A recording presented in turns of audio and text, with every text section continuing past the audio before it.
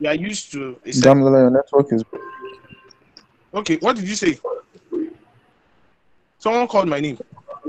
The person said your network is breaking, but I think it's the person's network that's breaking. So go on, please. Okay, is it better now? Yeah, it's fine. Go on. Okay, so what I was saying was permission to speak freely as a layman. You Go gave on. us Go an on. you gave us an assignment now. You told us you gave us direction. You told us this is what is expected. But at the end of the day, everybody is doing something and some are doing different things, and that's where the first complaint comes from. I think That's very what? I said everybody is doing one. Some people are doing one thing, some people are doing another thing, and that's where the conflict is coming. So we are all going to each other and we're asking questions, and then at the end of the day, we all get opinion. So some people are stuck. That's one. Two, I would say for some people they just don't want to say it, but I'm going to say it. They just want, ma, we are doing food feedback app, right? Me as a human being, I am seeing some fine designs that look like an app generally that is not focusing on what exactly the brief you gave us is focusing on. Because me, now, I'm not hiding from anyone. My understanding of this class is it's a feedback thing. I'm seeing fine designs that are causing me to think about my life. Like, do I know anything? That's one. Two, and this is research based. You said you should work as a team. What I believe is when you're working as a team, when we all discuss and we all come up, you would see a kind of position, a kind of flow. The designs will not look the same, but the designs would have um, a way that you know Kilimanjaro, and this is what they agreed their interfaces will have, and different ideas are coming in with that same interface, but it is in sync with what the group has worked for. Okay. Hold on, Damilola. You are really breaking up now. Someone is asking if you are using an earpiece. No, I'm not though. Okay, is it better now? Is it better now? Well, we can hear you now. Go on. Yeah. Is it better now? Yes. Go on. Okay. So what I was saying is we are in a group, man. That group thing, it looks like fashion design because we are all together and we don't have one particular agenda that we are working on. All we just did was we worked on interviews, and that's for me, my own understanding. When you work as a team, to an extent, there will be a sort of agreement where the group members would have an alignment of ideology. But here's the thing, the ideas that we have, maybe because you didn't tell us, oh, this is what I expect, man. Because in our morning class, it gets to a point where I don't know if Mr. Toby is listening. It will get to a point where Mr. Toby will say, this is what I expected. This is what I expected. And they'll be like, oh, and then we'll now go back and research and make it better. But go into the world, go and learn and come back. And unfortunately, when we go into the world, everybody have different understanding. So we come back to the place. I'm only saying this because I don't think I can act it out again. I'm not frustrated. Sorry, I'm not frustrated. I'm going in line with what you understand. That, but what I am seeing is really conflicting. And I think maybe it's because my layman side has not heard the teacher say, do it like this. This is what I expect. But when you do your illustrations, like this is how a low fidelity wireframe should be. No, perfect. It's thinking in my head. But it's just the process, how to go about it. And I'm very that's what a lot of people are going through in this class. And they are asking their classmates, they are trying to also, what's the word? Also get it right for this particular assignment. Okay, Damilola, I get your point. So I may have to stop soon. Damilola. Okay, so I get what you're trying to say. So I hope you can hear me. Can you hear what I'm saying? I hope it's good. I'm trying my network. I'm hearing you now. Okay, so good. So I've gotten what you're saying. So hear what I want to say in response. So first, thank you for voicing this out. This is good. Okay, so yesterday you reached out to me and already said most of what you're saying right now. We already had a conversation on Telegram. So and I already addressed that to you. So this is the thing.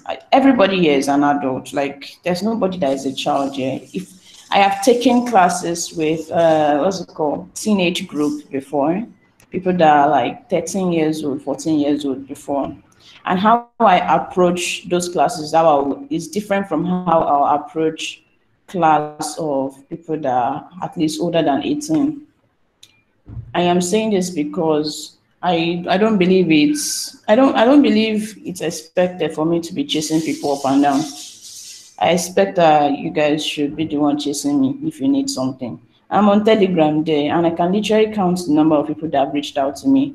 Not up to 10 people, not up to 10.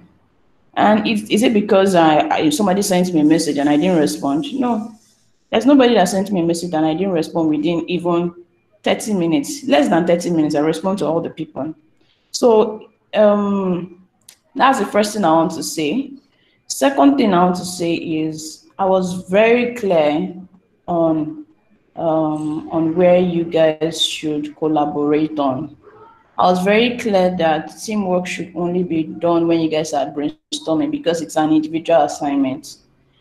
And I said this because in the real world here, especially here in our climate, here in Nigeria and so on, how it's been done is you as a UX designer you somehow have to get everything done by yourself. That's how it is done. Even though in developed society where they know how this thing is done properly, the way they do it there is usually a team thing. You can't find one UX designer in a team. It's not possible. In a company itself, it's not possible. But here in Nigeria, unfortunately, that's how it is. Many of these companies are saying they want a UX designer. It's only one person they are probably employing, or maximum 2 people. So, which is not how it's supposed to be. And that was why I specifically said you guys should do your work by yourself, but only work together on the brainstorm part, which is what I can see Isaac Akinyemi saying on the chat. And I repeated it over and over again, that you guys are not to work together on your designs. You guys are not even to work together on your research. Your research is your research. Based on your research, you guys can come together and come up with ideas. That's what I said. And I repeated this several times. Now, the third thing I want to say is research is a biased thing. Research is something that you do, and biased in the sense that if I perform the same research, the result of what I will get will be different from what anybody else will do. We can't, everybody cannot do research and get the same results. We might get similar results, but we will not understand even the result the same way. When we are drawing out insights, which is what I told you guys to do on your own afterwards, when you are drawing out insights from your interview or your survey, you won't get the same thing as somebody else because our way of understanding data is different from one another. That again is why I say you should do it individually. There's a reason. Thank you very much. Yeah, so there's a reason behind every instruction I give. If you do not understand something, it is left to you. It is your responsibility to speak up and ask. So that's why I don't think there's been anybody that asked a question and I shut down the person. Not since I started class. I don't teach that way. If you ask a question and I respond to it, so it's well, that's the other thing, Sha. Let me not go too deep on that. So lastly, I want to say that this whole session of doing doing UX design, what we started last week Monday, is not an attempt. It's not actually an attempt on our part to make you understand the whole of UX design. Nowhere. It took me quite a while to actually get rid of what they call imposter syndrome, which means you feel you don't know something, meanwhile you actually know something. So where I go through one session maybe with someone, or I go through several trainings on my own, and then I'm like, I feel like I still don't know something. It took me a long time. And when I say a long time, I mean a long time. At least 4 years officially, I have been a UX designer, officially, not unofficially, because I have been doing design like maybe 6 years or 7 years now. But officially, about 4 years I've been in UX design. But it took me like half of that time, like 2 years at least, to get rid of my imposter syndrome, to feel like, yeah, I actually know this thing. And I'm saying this because doing a training of 2 weeks, it's not an attempt to make you feel that you can know everything. It is laying a solid foundation for you to be able to build on, to be able to go ahead, do your own personal research if you're interested in it. This is to pique your interest. This is to make you, it's basically to arouse your interest in solving problems using design. That is the whole goal of this. And I remember that was part of my original presentation to you guys. I clearly spelled this out, that my goal for these 2 weeks is to arouse your interest in solving problems using design. That was the goal, and that still is the goal. It is not for you to feel like you are you're a senior UX designer. Nope. I don't even expect you to be intermediate UX designers. I expect for you to understand how the whole process, just basic understanding. Know that, okay, there's research that must be done before design actually starts. There's after research is done, you have to do an analysis of your research, whether you do interview or surveys or observations or whatever form of research you do. You should know that, okay, I must analyze my data afterwards, teaching you basic principles of how to do that. Thirdly, you should also know that after I do that, the next thing I must do is I must draw out my user flow. I must come up with my, I must draw my user flows. I must do my, if I'm going to draw out my personas, we didn't even touch on that in this class. But these are things I expect you guys to go and research on. If you are interested in the field, after this training, go ahead, try to dig into the information, and there are actually good resources out there. It might just take you longer to what's it called, to learn everything. But if you want to go under a particular training just for it, we can talk about that one afterwards, or you can even find what's it called, online boot camps. There are trainings that runs for months. In short, they're actually product design trainings that run for 6 months to 8 months. I'm telling you, I still did a training. I still train myself every time. I still did a training early this year, and that training was for 3 months. So this is me, that I think I'm not a learner in UX design, but I'm still training myself. So I'm not expecting you guys to know everything. 2 weeks is way too small for you to know. You can't even know. You will not even know what you don't know. That's the problem. You can't know what you don't even know in 2 weeks. Talk less of actually knowing it. So it's not a big deal that you are not perfect. It's not a big deal that you did your first research and you stumbled and you found out, oh, okay, I shouldn't have done that. No, it's not a big deal. If you didn't even stumble, it's actually suspicious. It's suspicious if you did not have problems. So anybody that is pretending that they didn't have problem, if they are saying they didn't have problem, then, well, I'm suspicious of you guys. It means that it's either you didn't do the work at all, or something is off about you. So that's the thing. Then, well, this is something I said last week, and I think maybe I should say it again. It's not my responsibility again to make sure that you guys will speak up in class. I was telling Micah this thing this morning, and I told you guys, I said the same thing last week. I suspect, in short, not I suspect, it's actually a theory that I have proved. When people make payments, when you pay something that pains you, when you pay something for a particular knowledge you are getting, nobody will chase you to speak up and ask questions. I say, oh my God, I don't understand this. Please, can you explain this to me? Or maybe after the class, you disturb the teacher. Nobody, if you actually pay something that pained you. Me, let me tell you, the training I told you guys that I did early this year, it cost me $1,000. $1,000. Convert that to Naira. That was how much I paid for that training. And it was a UX design training. So if I spend $1,000 on a training, how is it that in this world, convert it to Naira and see, how is it that I will not make sure that I get the knowledge for what I paid for? I worked hard for that money and I spent it. So this is the reason why you are expected to ask questions in class. I will not chase nobody, not even in a paid class will anybody chase you to ask questions. Talk less. So nobody will chase you, not in any class. It is your responsibility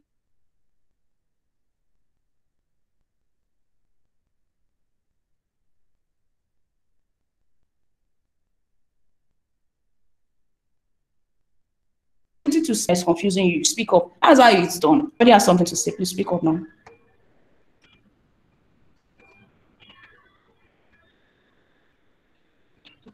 Good morning, ma. Hi, good morning, Joe. Yes, ma. How was the night, ma? I'm so happy. You asked me Yes. how was my night. Let me to answer. My night. Sorry, ma. my night was short. Thank you very much. Okay, ma. All right, ma. I just want to. I must appreciate the fact that I'm very happy this morning. The fact that we can actually go to your Telegram channel and ask questions, because me, I have like million questions. Sometimes when I'm trying to practice, because the course is so complex for me personally, sometimes I go to YouTube online to do videos and watch videos, and what they are saying, I don't really get it.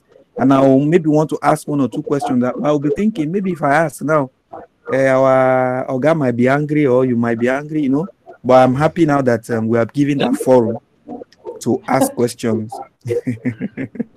So okay. Thank you so much. Thank you so much, ma. Now, what I want to say about the process of learning is that, just like you said, you're only opening up a door for us to learn more. But I want to look at I just want to ask, for a learner, learning online, like the boot camp you talk about, how helpful is it? Will it be for someone that is just beginning? Because I once registered for something like that, and the way they were just flowing, was confusing. Sometimes, now what I want to ask is one-on-one teaching, like maybe getting someone that already know it around you, or going online. Which one do you think is the best, man? Thank you, man. Okay. Well, that's supposed to be a conversation for later. But okay, let me ask it now. Let me answer it now. That's been asked. Okay, so let me see. So it depends on you. It depends on how you know that you learn. It also depends on the resources you have available. When I mean resources, I'm talking about both money and time.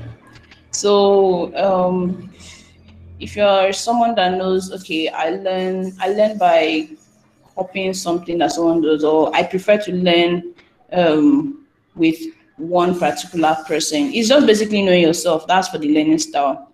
Then as per finances, it depends also on your purse.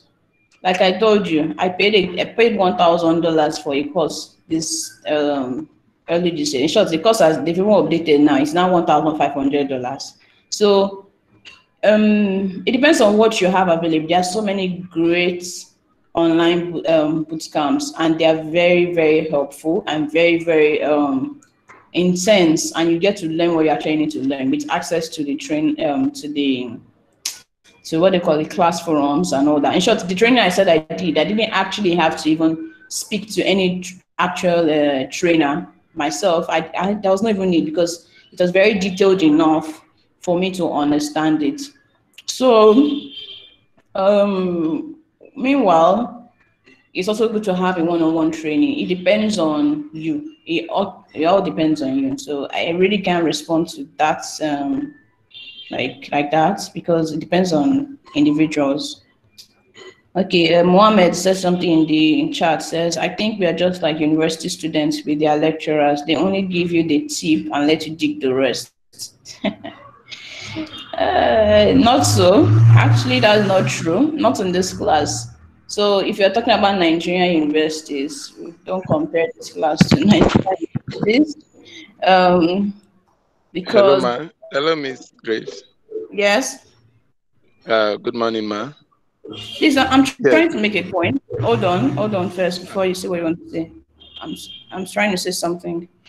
Okay, so they only give you the tip and let you dig the rest. Not so, actually. So this is not the tip. This is more like foundation, like I said earlier. This is more like laying the foundation for you. In short, if you can understand, if you can just know and understand the UX design process that exists, then you've in short, you've known most of it already. It will then remain you practicing, you going out, you picking out a problem, properly researching it, coming up with a solution for it, iterating on it. testing with users. That is the job of the UX designer. So it's not about just giving you a tip and telling you go and dig the rest. No, nobody is giving you that. Yeah, so you only know what you know, and you're right. No, you don't know what you don't know. Actually, that was how I felt for a long time. And yeah, anyway. Somebody said that's why the gisting is too much. There was no form of payment. Okay, Mr. John, please go on. I'm listening. Yeah. Good morning, ma. Actually, this class seems to be interesting. But I want to say something. You know, the way we started, whenever I structure a collab, we try to look at the foundation. We actually started with Canva and Photoshop. Those are result oriented. We will see them, the implementation, then we say, wow, interest being aroused when you see the result. And when we came into UI and UX, we started with the design. And for me, this is me speaking now, I felt, wow, this is interesting. And when it came up and happens to be research, but each time I go on, I ask myself, where actually are we heading to? So, Mark, what I want us to, I'm leading it. Now, let us see the design process, how it will work. I think that will arouse our interest more and say, wow, this is how it should be. That is my own say. Because can you come again? Can you come again on the last thing you just said? I should let us do what? Are you hearing me? I said, yeah, come again on the last statement. Actually, we started with being resultful, seeing what we are doing all the time. Now, when we started UX, you asked us to go and perform research on particular issues. Good, we've done that. But each time I sit down, particularly me, I ask myself, with all this, where are we actually heading to? What is the okay, end? so let me interrupt you there. I think I get the point of what you say. I don't want us to go on and on and on. So let me respond to you. Before I respond, what class were you in before? Morning or afternoon? Morning class, ma. Okay. So that means you were there when I took the class on Thursday and Friday. Yeah, I've been in class all the time. Okay, so that means you would know that starting with research, giving you an assignment on research was not the first thing I started with you guys. There's no way I would take a class and then the first thing I tell you to go and do is go and research. The very first thing I did was to take you guys through the whole UX design process and show you some examples of what wireframes look like and what designs look like. So except maybe your internet tripped off or maybe you were not in class, that was actually handled during the class. So now you're saying, I think you're saying that we should show, I'm not sure what exactly. Yes, implementation is. Implementation, what do you mean by implementation? Now, come out with the results. No doubt we'll come out with the result. I saw the display yesterday. Now, how do we actually implement it in the UI platform? That's just what I think that I'm actually confused with your question. I will not lie. I'm confused with your question because actually I'm not just confused. It's actually a little bit funny because you don't do, I have explained this to you guys several times. Even if you go ahead to the fourth phase in UX design, which is the part that is called UI design, even if you jump ahead to that part and you start with that one you're calling implementation. Even if you start with that, then it means that somebody has done all the three phases ahead of you and then just gave you the data. So what we have been taking you guys through is how those three things, I'm sure many of you did not know there was anything that actually used to happen before you start seeing designs. Many of you did not know that there's actually intensive research that goes into even just one small feature that Facebook or Instagram wants to introduce. One tiny feature, for instance, if Instagram wants to change the color of their love button, that one that is in red, you don't want to change that color. You have no idea the amount of research they do just to change one thing. That was the whole point of taking you through the UX process, the UX design process. It's not about just changing color because you feel like. So saying that I should take you guys to implementation it's kind of funny because implementation does not happen without research. And I thought that was like really, really clear. What we started doing yesterday, which was sketches, then wireframe, is leading you to the UI design, which is what we're supposed to be doing today. So UI design is what we're supposed to start doing today. And then also after that, we'll go to, then I'll show you guys how to test your design, which will take you through all the whole 5 phases of UX design process. That's the goal. That's actually the goal. So I don't know what you're saying I should do again. I'm actually not very. I'm actually confused about that. I don't know. Is that right? Is that right? Thank you for that explanation. I appreciate it. All right. Elena. Sorry. Before you speak, Eniola, let me read the comments. Some things that are interesting there. Odunayo say maybe we should start all over. Okay. Oluwatobi Emmanuel, the video, some of us need to go over, I think, a couple of times before finally getting it. Okay. Let me see something that is interesting. And Yola said the woman is just repeating herself. Megan, no. Okay, I won't read that. Okay. Isaac said, yes, so I thought they code before they design, but now I know you design before you code to avoid time wastage. Exactly. So you design before you code, even before you actually do that what you call design, which is the UI design. You even research before you design, then you code. That's how it's done. I think some people didn't see that UX research process. Okay. Oh. Mo says, it's good the way she's explaining everything. Okay. Okay, it's very funny how we're taking things here. Okay, before you design and sign up or log in, the steps you must take is what we are taking now. That's Ayo. Olubimi Michael, thank God I'm aware of myself. I've been doing rubbish all through. Okay, Kola Wolema, I think people know, but they think they don't know. Okay, so let me quickly talk about what Kola Wole just said. So that's what they call imposter syndrome. That's what I was referring to initially. So you can do your research on what they call imposter syndrome. Imposter syndrome is basically where you actually know something, but you feel like you don't know it because you didn't go through some certain trainings, or because you just feel like, how far I have gone in this thing, I feel like I'm missing out something, or just because you feel like you've not done enough of learning.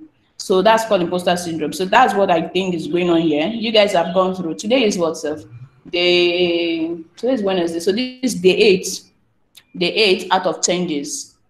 Let's not count the weekends. Day 8 out of 10 days on UX design. There's no how you don't know the UX design process. And so if I ask you guys, you that are complaining, people that complain, if I ask them now, they will know it.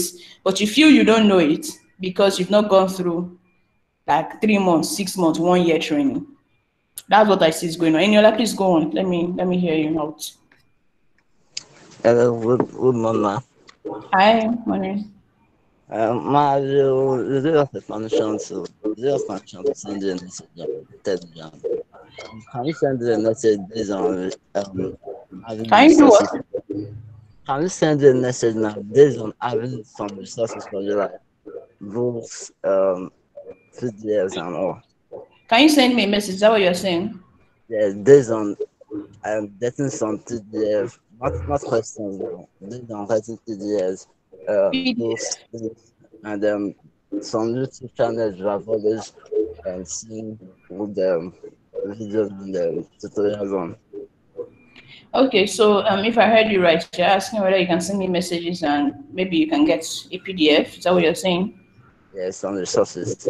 Okay, so I don't think I've ever said anybody should not send me a message. I don't know why I had to announce it to you that you can actually send me a message. That one is not clear to me. Meanwhile, you can see me there, like I'm there. I've sent 1 or 2 messages to the group before, and I'm there. You always like there. Literally, my Telegram, I left it on so that you guys can send message. I literally installed Telegram just for the sake of this class. I don't use Telegram, so I don't know why anybody would think they couldn't send me a message. that's not clear to me. For the what's it called? PDF. Resources. Yes, resources. I already said that tomorrow that you guys should remind me tomorrow to give you some links to articles and videos. So I already said that earlier. So Thank you very much. all right, okay. Well, if one more person has something to say, okay, one last person, please. Young, go on. Ma. Hello, good morning, Ma. Can you hear me? Yeah, sure. Can hear you. All right, great. I just wanted to add my voice to the issue of sending you messages on Telegram. I had wanted to raise it up earlier in class, somehow, maybe because I sensed this coming, and I wanted to raise it up like a joke in class, but then I let it pass. And that was because while we were having the morning session with Mr. Toby Benro and sometimes Mr. Dio Samuel, I realized that almost every morning, as soon as Mr. Benro showed up or Mr. Dio, everyone would just go ahead and start talking about how handsome they were looking, how beautiful they were looking. You know, even till when I talked about his pink lips being a dark, handsome man, and we laughed about all these things, and it was so much fun. And even the ladies in class were spinning him for themselves. All of those things.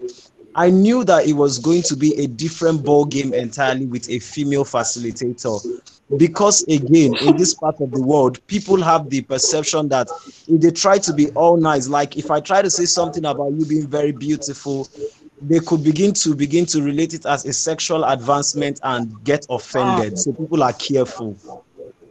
So Okay. I noticed since you came to the class, nobody has even talked about maybe some of your physical qualities, like the beauty, how beautiful you are, and all of those things. Everybody's just quiet. Are they not seeing it? Are they not observing it? Of course they are, but maybe they are just being careful, and that carefulness as well is also affecting the fact that they are not able to just chat you up because I don't want to be shut out. I don't want to cross my boundary. And that's what I noticed. I wanted to bring it up earlier. All right. So I think that's the point basically, but it's okay that you're clarifying it now so that everybody knows that they can reach out to you and, maybe share their challenges and stuff, that you're open-minded and all of that. So I thought I should mention it, please. Okay. Wow. Wow. Thank you so much, Young. Wonderful. Mr. Young. Wait. Mr. Young, that's Okay. Go on. Hello, class rep. That's your own personal opinion and observation. Okay. This is very funny. Hello, So, ma. yes. The reason why a lot of us who usually play compliments cannot was, in fact, the moment and that very day you told us that you were married, everybody had to respect themselves and follow the why we were here. Does marriage restricts you from saying nice things to people? Oh my God, that's funny. That every time you say nice things to people, you're shooting a shot? Are you kidding me? Oh my God. Okay, guys. Oh my God. Oh, this is so funny. Oh wow. Okay. So, guys. Please excuse me. Mr. Micah. Okay. Sorry. So there's just something I needed to talk about. So there are some people that are delaying our data reimbursement, and I've spoken to Young. Who is Victoria Alabi-Motunrayo? Are you here, Victoria Alabi-Motunrayo? Okay. Oluwajomiloju Asayan Jasmine. Yes, Oluwajomiloju Jasmine. I can hear you. Is that Jasmine? Yes, it's Jasmine. Is that Jasmine? Please send me a Yes, message now. Please send me a message now. I already did, Yes, but please I send me a don't think I've message sent. now. Okay. Okay. Kehinde Adegboyega. Kehinde Adegboyega. Okay. Emmanuel Nwachukwu. Emmanuel Nwachukwu. So everybody can hear me. because Yeah, you're I won't audible. be able to speak to GIZ after something is done because this thing takes a long list of process, a long process to get this thing. Emmanuel Uwachuku, Kende Adigboyega, Victoria Motorayo. Okay. All right, thank you. Please let's continue. Okay, so guys, I'm glad you guys are we're having this conversation. Don't worry, guys. I'm watching the time. I'm very, very conscious of time. You should have noticed that. So don't worry. Don't worry about class not starting. Class has started. All this stuff we've been talking is part of class. Everything is not serious in quotes. So it's cool. Well, to what Young said, that I'm married does not mean I don't like compliment. Please tell me I'm beautiful if I'm beautiful. Tell me that I'm ugly if I'm ugly. You understand? It's not a bad thing. So you are beautiful, ma. thank you, sir. So I like your glasses, your pink glasses. Is it pink or yeah? Purple. Purple. Please let us. Please let us. Now said he loves my lips. Oh, thank you I very pity much. all of you. Attendance has been sent. Attendance has been sent. Please go and fill your attendance. Okay. So I pity you. Don't go and fill your attendance today. so Which one again? Please, if you have any questions or clarification or stuff that you need to understand or stuff, please feel free to message me. Just know while you're messaging me that I'm a brutally honest person. Just know that. So if I tell you, don't take it personal. If I tell you your work, oh, this is what you've not done right, or it's not personal. It's for your development. So I'm very, very like straightforward kind of person. That's something you should know. So also there are some people that have even reached out to me on LinkedIn already. So I don't think I'm that close like this. So some people have reached out, some people haven't reached out. If you know you have stuff to say, feel free, please. Telegram is on my phone because. Hello, ma'am. Yes, ma'am. Can we also reach out if you want your opinion on our designs? Yeah, sure. I just said you can reach out now. If it's about design, feel free. Thank you, ma'am. Anybody is welcome. You're welcome. I'll give you feedback. Okay. I never knew I could message you personally though. Yeah. At least you'll have tried first to see if I will respond. So anyway, you see that's another thing. Why we are even on this? Just use this one to learn this one about life. If somebody has not said you should not do something, then do it. It's the same thing in workplace. If somebody has not told you that, don't send me emails, don't do this, then do it. You are free to do it. So like it's open until they say it's not open. So yeah. Okay.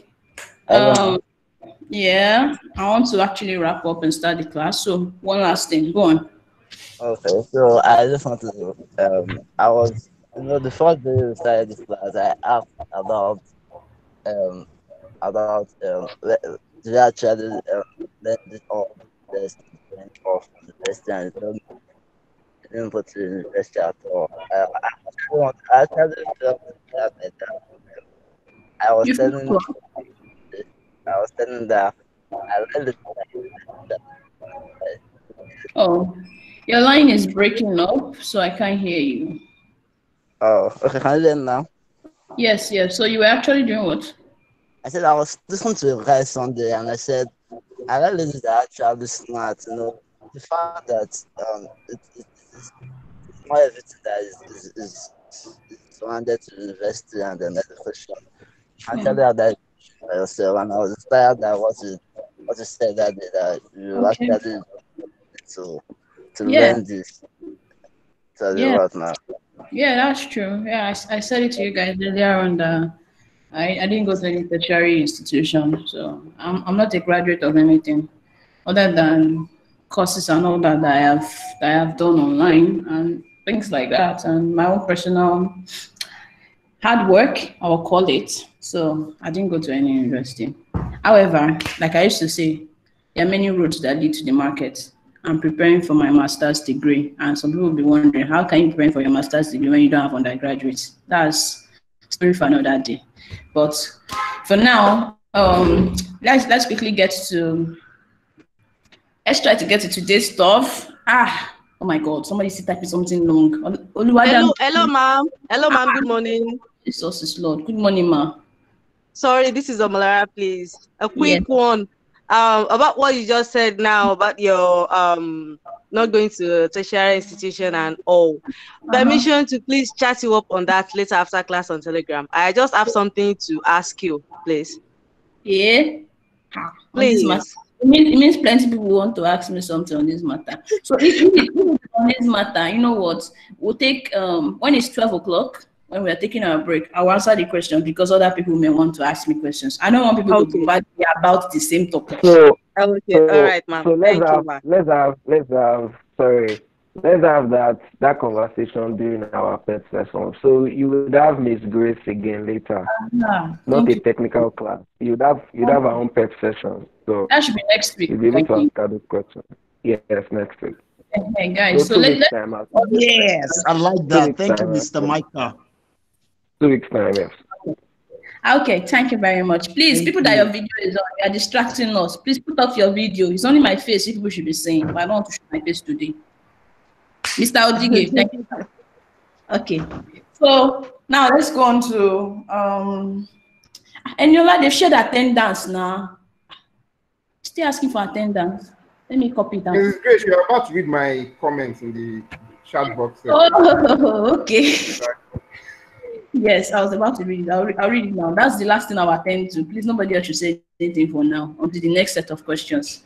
Okay, so Oladamsi said, well, from my personal observation, even from graphics design class, is that every time I reach out to facilitators via Telegram, replies when forthcoming, thus I locked up. And with your invite now, by the time everyone overwhelms you with questions, you find hard to respond to everyone.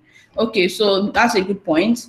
So what I usually do when I conduct classes like this is, I'm open to everybody to talk, but when I start seeing when I start seeing a common question, I just would address it in class. So that's the kind of thing that I do. So you're actually open, guys. You can send me a question, but when I see stuff are common, because for instance, we have time where we do design reviews. So if everybody's sending me design, tell me what's your design. Tell me something about your my design. Then I'll tell you in class. When we are doing design review, then show up yourself. So when I see something common, then everybody should just ask in class. They said the attendance is closed, Mr. Micah, please, sir.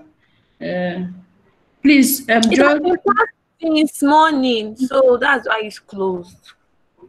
Okay, they say it is closed too. Joe says, please, how are we to submit our assignment on Miro and Figma since we always send it to an email address? Okay, I said I will not take any other question. It's already 11. I'll let you start by 11. Okay, so how you submit your assignment, ask the question again when it is next questions. I don't want to attend to that right now. Okay, so guys, now let's get to our assignments. Please, I need someone to tell me what the 3 assignments were and what they did. Yeah, Priscilla, not to say something, go on. Okay. All right. The assignment, complete your sketch and upload it as in your Miro. Yes. Then complete your wireframe based on your sketches. Yeah. Or just make a wireframe. Then make sure that your style guide is ready. Yeah. So, you do them? Okay. Sorry? Did you do them? Okay, yes, I did. Okay. Yes. So would you like to present your Miro and then your wireframe so we can see? Is that possible? Okay, should I not? I just compiled it in a PowerPoint, so is it possible? Okay, that's fine. Sure, let's see your PowerPoint first. All right. Okay, so while that is going on, let me just answer the question of how do you submit your assignments? There are different ways of submitting assignments. Going to Guys, we need to be very, very, what's the word? You have to be very creative. Yeah, that's the rest. That's what I'm thinking of. You have to be creative. So you can submit your assignment on Myra and Figma. I showed you guys how to get link. You just get your link and you submit it in your assignment. Or if you want to, you can screenshot everything, put it in a PowerPoint and still submit it. There are different ways of submitting assignments, even if you're sending to an email address. You could easily just send your email. In the body of your email, you put the links there. And whoever is assessing it will just click on it and they can view your assignment. There are different ways. So,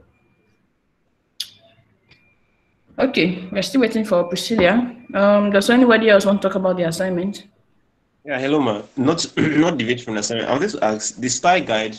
I was asking yesterday, but I think my audio had issues. So we already prepared the style guide previously, for a food app, and I think it's still connected. But the issue now you have is, if you're making a style guide, we had a brand which are what you made the food app. They already have the style. So I don't know, is the style guide going to be in relation with the app?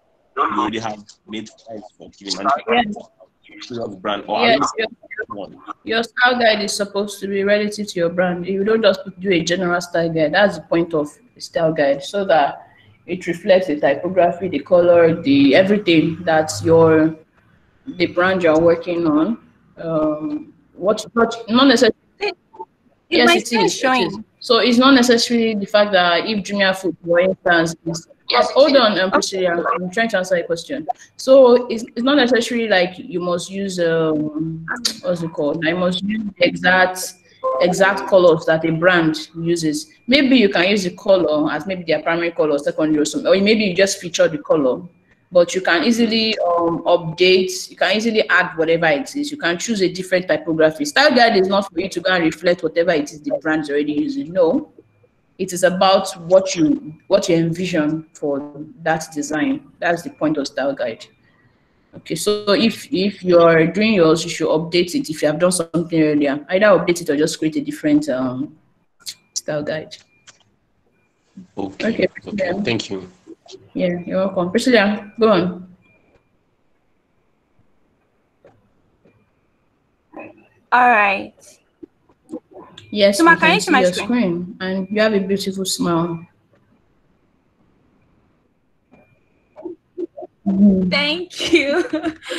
Okay, thank you. I can see your voice. We can hear your voices. Okay. Okay, so guys, all right.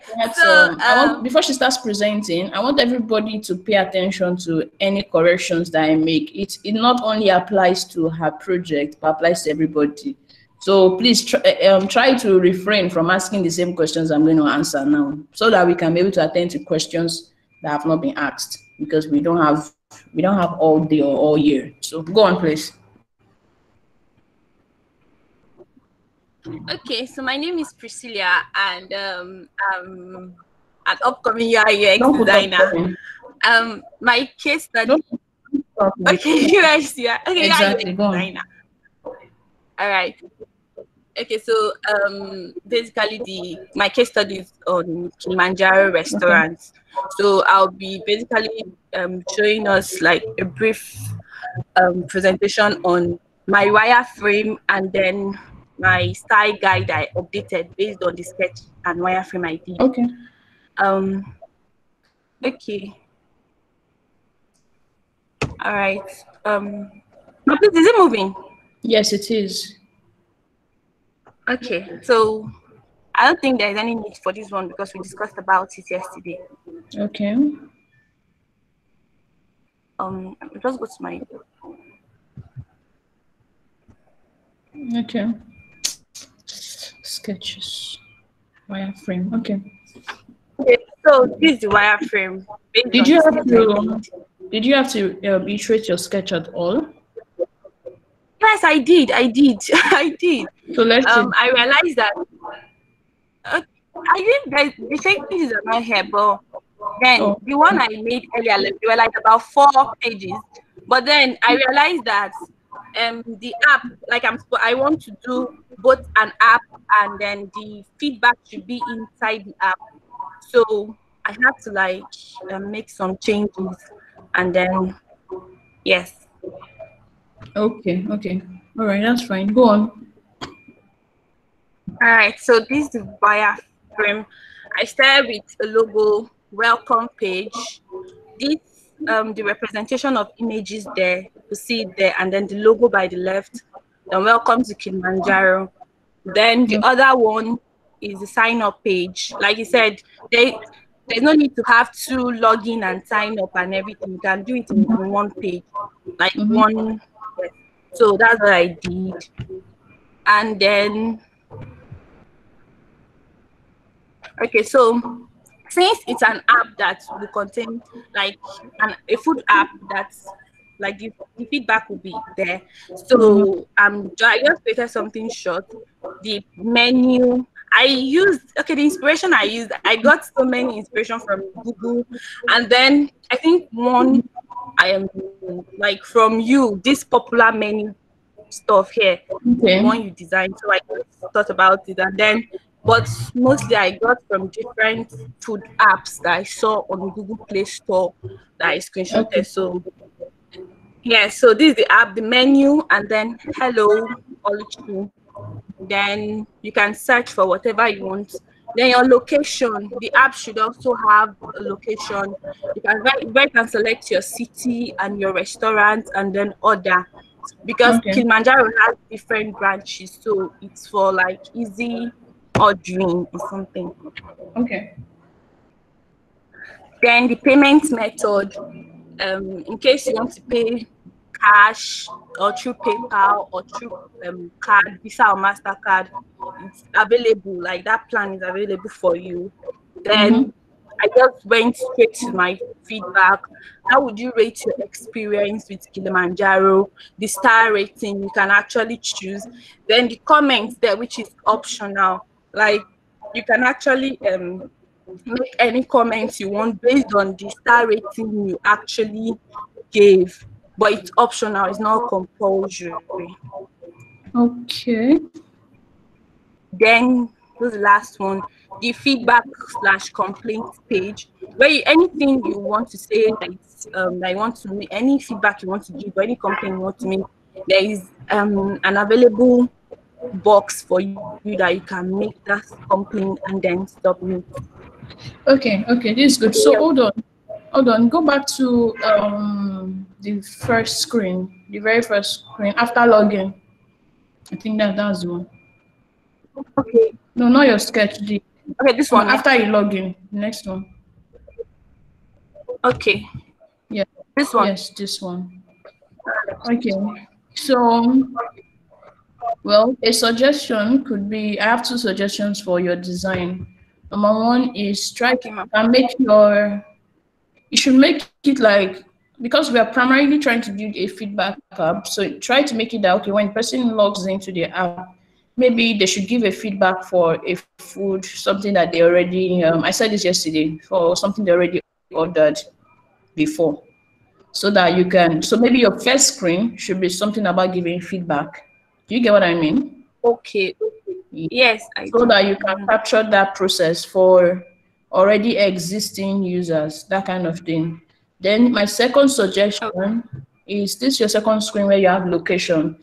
So it would be nice if your app later on can automatically pick up the location of where the person is instead of asking them the question, because technology can. Okay, like that Google Map. Yes. All right. Yeah, so that would be nice if you can pick up their location automatically. So once they choose their city, they don't need to choose restaurant again. It's obviously Kilimanjaro. So why do they need to choose restaurant again? So you should automatically just you should just be able to click on the food from the first screen, add it to your cart and order it. So I think that's it. That's my suggestion. Then I have something to say about something somebody sent me yesterday. I think it was even Damilola that sent me this message yesterday, that he saw that a lot of people are doing sign up login. Meanwhile, he thinks that this feedback app should be part of the process of an existing app, food app that the company has. So I addressed this yesterday, and I feel like I have to say it again. What I said yesterday is, if you are working with a particular brand that already has an app, and the app is okay, then maybe it's just the feedback app you want to, maybe the feedback part, maybe it's just the feedback part you want to either redesign or you want to create it. You're redesigning, maybe it's not functional, or it's not clear enough for users to use, or you're designing from scratch because it's non-existent at all. So if that's the only part, then that means you're not designing a feedback app, but you're designing a feedback feature. I said that yesterday. So it means that you're literally just designing or redesigning, as the case may be, just the feedback part. So now, but for you to do that, if you're going to be designing only the feedback parts of the app, then you need to screenshot what currently obtains or exists on that particular app. Like right now, what do they have, and how are you plugging in your own new feature into their existing solution? You need to document that. So let me give you guys an example. A company I work with, so when I joined on that company, so I realized that they wanted me to work on a new feature, but they didn't have the feature ready anyway. So it was me doing it from scratch, similar to what we are doing for this feedback, for those people that are working with brands that have apps already. So what I did was I just screenshot what they currently have, then I put an arrow pointing to where I'll put a link to my own new feature. So I believe you guys get what I'm saying. I think it's kind of clear. So now, my suggestion in addition is that if you're working with a brand that even has an app already, a food app already, if one of you are working with a brand that has a food app, but the food app does not make sense, maybe people are not using it, people don't like it, or you even think it's ugly itself. So if that's the case, then it would be nice if you design the process, redesign the process yourself. So that means just do your sketch based on that. So what you now write as your documentation, maybe with a sticky note or whatever by the side, is, okay, I am doing, I recreated this design as a result of whatever. You of course you would have put the screenshot of what you're redesigning it from, so that there will be like a before and after kind of view. So you now say, oh, I am redesigning the whole app because of this. However, my focus for this project is the feedback feature of the app. Oluwatobi, what's going on? You're distracting us. Okay. So that I hope you guys get what I just said. One person should speak first. Yes, ma'am. Okay, thank you. It's clear. That means it's clear.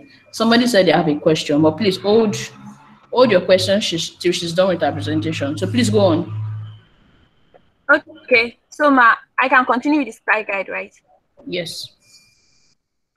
Okay, so for my style guide, the one I created earlier on. Sorry, Priscilla. Okay. Don't continue with your slide your style guide yet. I want to see what did people click on before you see this feedback complaint? I want to see what happened before this. I don't get. How do you get to this page? How does the user get to this page? I think on the menu button. So that menu button should you have to you have to link it. You can't just create a screen without linking it, because we are still going to prototype. That's work for tomorrow. So tomorrow we're going to be working on prototyping. I'm going to be looking at you guys' high fidelity design and your prototype. In short, you guys I'm believing everybody has completed their wireframes by now. But if you have not completed your wireframes yet, then it means you have double assignment. You have to complete your wireframe, then you have to do your high fidelity design, which is the actual ones that have colors and images. So that means, and then putting into account spacing and alignment and everything I taught you guys before. Then tomorrow in class, I intend to show you guys how to prototype. Prototyping means how you can click on your app, have interactions and small animations and all that. That's what we'll be doing tomorrow. But back to what I'm saying here, you need to have a space. There has to be somewhere in your design. You can't just pop it up like that. So if you are saying it to be in your menu section, then you have to design your menu. You have to be and yes. But my own opinion is that you shouldn't go and hide something as important as a feedback in a, not going to go and hide it inside a menu. That's my own opinion, because that's a very important thing. So for users to find your feedback section, it means you're telling them you have to first go and look for it inside menu. So maybe you find yeah, what do you want to say? I'm saying, what do you suggest? Yeah, so I'm suggesting maybe, well, maybe you can do you can put an icon maybe on that bar where you have your menu. On that bar, maybe on the right hand side, you can look for an icon that would represent giving feedback. I don't know. Maybe. Okay. Maybe. I don't know. It depends on you. You're the designer, so think about it. My point is, don't go and hide something very important like that inside a menu, and then you have to start looking for it. So if I want to give a feedback on here, I have to first, where can it be? Where can I? You have to empathize with the user. They shouldn't have to be racking their head on where something is hidden. Something very important should be very glaring. Okay, go on to your. Okay, but since you suggested that the feedback, since it should be like in the first screen, is there any need to put that menu there? Like that icon? Yes, yeah, there's still a need, because it being on the first screen is only for existing users, people that have ordered before. Or what about if I have not ordered before? If that was my first time and I just signed up and I just want to order a food, it means that when we are prototyping tomorrow, we are not going to be letting somebody that just signed up to see a screen of giving feedback. There's a way we are going to do it. I'll teach you guys how to do that tomorrow. So you're not going to let them see that page. It's going to take them straight to order your food, because I'm a first-time user. I don't have any feedback to give. It doesn't make sense. You get? So for those kind of people, then maybe even also there will even be situations where somebody, even an existing user, you already showed them, give your feedback. Right? You said give your feedback, but as a result of, I don't know, maybe I canceled it and said I'm not interested right now, because you have to give them option not to give feedback. If they don't want, it's not compulsory. So if as a result of canceling it, but I now have a second thought, like, okay, I want to go back, then there should be somewhere where they can go back and go and still give their feedback.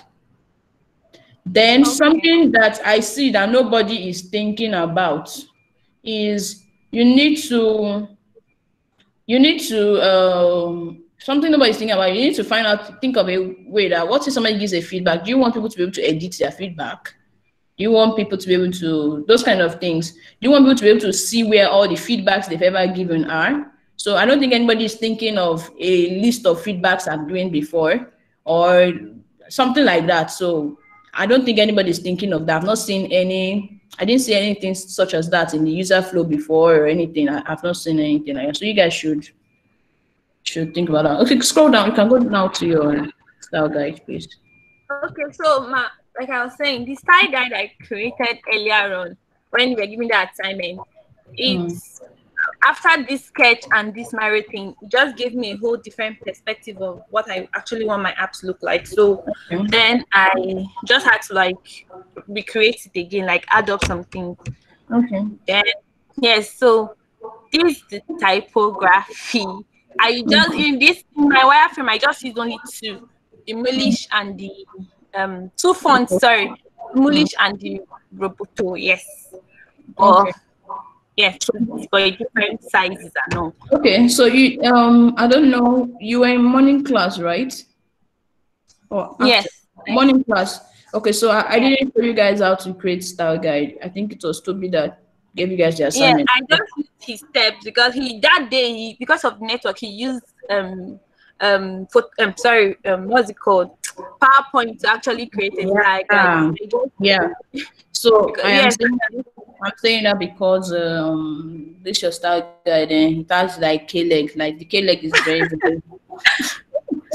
okay, so your style guide is not it's not accurate because you need to tell people what. For instance, you wrote extra bold and you wrote maybe size 30. You need to tell people what that is supposed to be for. Is it for all your titles? Then if you have something in semi-bold size 20, okay, is it for your subtitles? Then maybe regular size 16. Is it for your body? That's the point of the style guide, not just to list all the sizes that you'll be using, just to say what those sizes would be for. But I think that's like the first thing I'll show you guys on Figma. I'm going to present in a bit. Once you are done and one more person presents, then I would show my screen. Okay, go on. Okay, so the colors I'm going to use. Sorry, I wasn't able to write out the whole the names of the colors and but I'm going. Yes, I'm so sorry about that. Then No the problem. icon I used on my wireframe, just these ones. Yeah, color code. It's called color code. You didn't list your color code. That's what it's called. Go on. Okay, yes, color code. Then this form element, I really used to, okay, this was what I had earlier on in like the former one I did, but I didn't really understand the whole concept of form element. You didn't get it. Okay, yeah, no wonder. I showed this to the afternoon class, I think on Wednesday last week. So I think I'll just show everybody all over again today. Okay. So And no, this one too, like I don't understand the whole concept. you don't get the point, so it's cool. Yes. It's And cool. yes, that's all for my Good job. presentation. Well done. Well done. Good Thank job. you. All right. So let me read all these. Hold on. Hold your thoughts. Hello, sir. Please hold your. Can I go ahead with my question? Oh my God. Okay, hold on. Okay. Let me read. I'll like to read after you. Hold on. Okay. So I want to read what's in the chat section. Initially, some people were fighting about opening attendance, not opening attendance. I was just reading it and I'm like, see these people. Instead of you to be learning, you're arguing about attendance. Let me tell you something. Attendance is important. It's very, very important. But it's not as important as listening to the knowledge that we're trying to pass in class. If you need something, why not just send it? You have Micah's contact. You can just send it to him, give him your reason, apologize, beg him to open it. Why are you coming here to argue? I don't know. That is unnecessary, guys. It's unnecessary.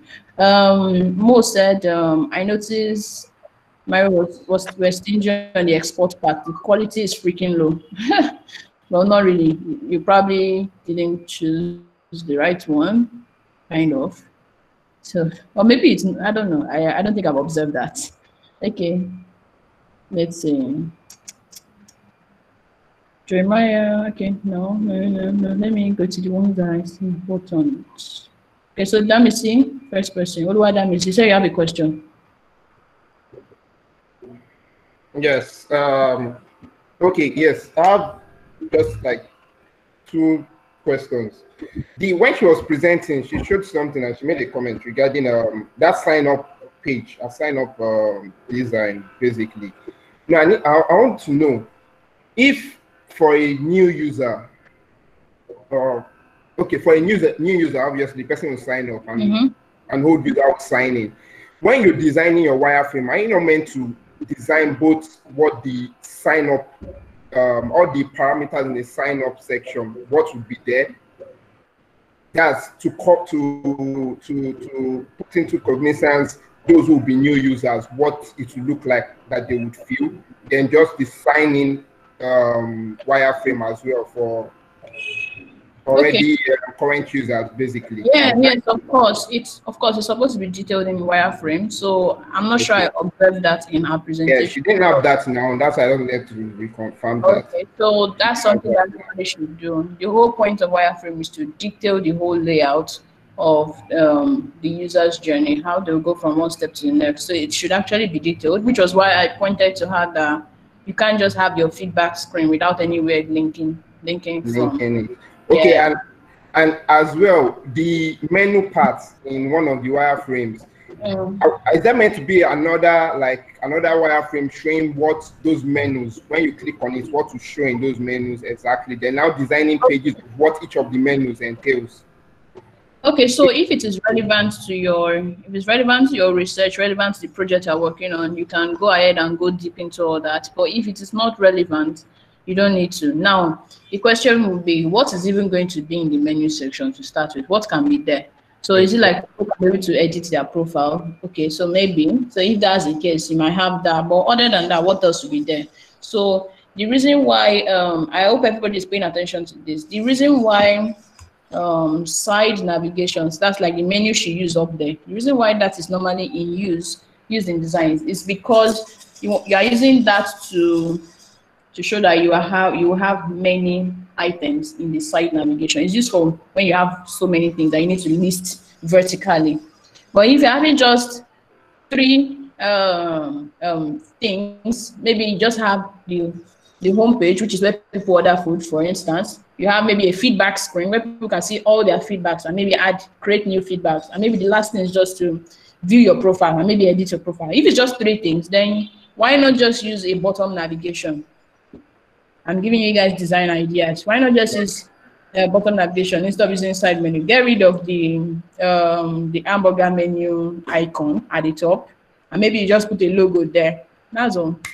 Okay, then lastly, in the style, when creating a style guide for the typography, is it compulsory you state the sizes that each text ought to contain? Like for instance, if you have a primary typography, that your primary typography is say Roboto now, and secondary is maybe Script MC or some other typography, and you just display what those typographies look like without specifying the sizes of each typography you use in different elements of your design. Okay. Is it compulsory you show that? Okay, so I don't want you to go too deep in that because I already said I will show you guys. I'll talk about style guide in a bit to show you guys how to do that. So let's keep that. Thank you. Okay. Let me read. Still hold on. Still hold on. Don't worry. I saw it when you said you want to present next. I saw it already in the chat. I can see everything you guys are saying. Let me see. Ayo said, I think the user flow isn't shown in our presentation. Yeah, it's not shown. Yeah, I didn't see the user flow. Well, it's cool. I think I saw it yesterday. I can't remember, honestly. Okay, so more the feedback. So Priscilla, please update your Miro board if it is not there for your user flow. Very important. I have it already. The user flow. Okay, good. Okay, Mo said the feedback should be like a pop-up so the user won't be able to close. No, it's not compulsory. You cannot say the user must not be able to close it. It's not compulsory to give feedback. It's not by force. Don't force people to do. It's part of the rules of UX. Don't force people to take actions. They should be encouraged to take the action. But if they still insist they don't want to, you give them the option to cancel. Okay, the first thing they see when the home page comes up, yeah, that's basically the idea of what I was telling her. Prototyping, yeah, yes, I'll do that tomorrow. Okay, so let me read this very long.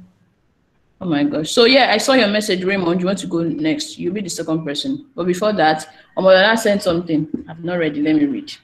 Ma, we get what you're saying, but it's still quite confusing as we haven't designed any form of app before. So designing a feedback app straight up as a feature or part of an app is someone, I guess you mean something.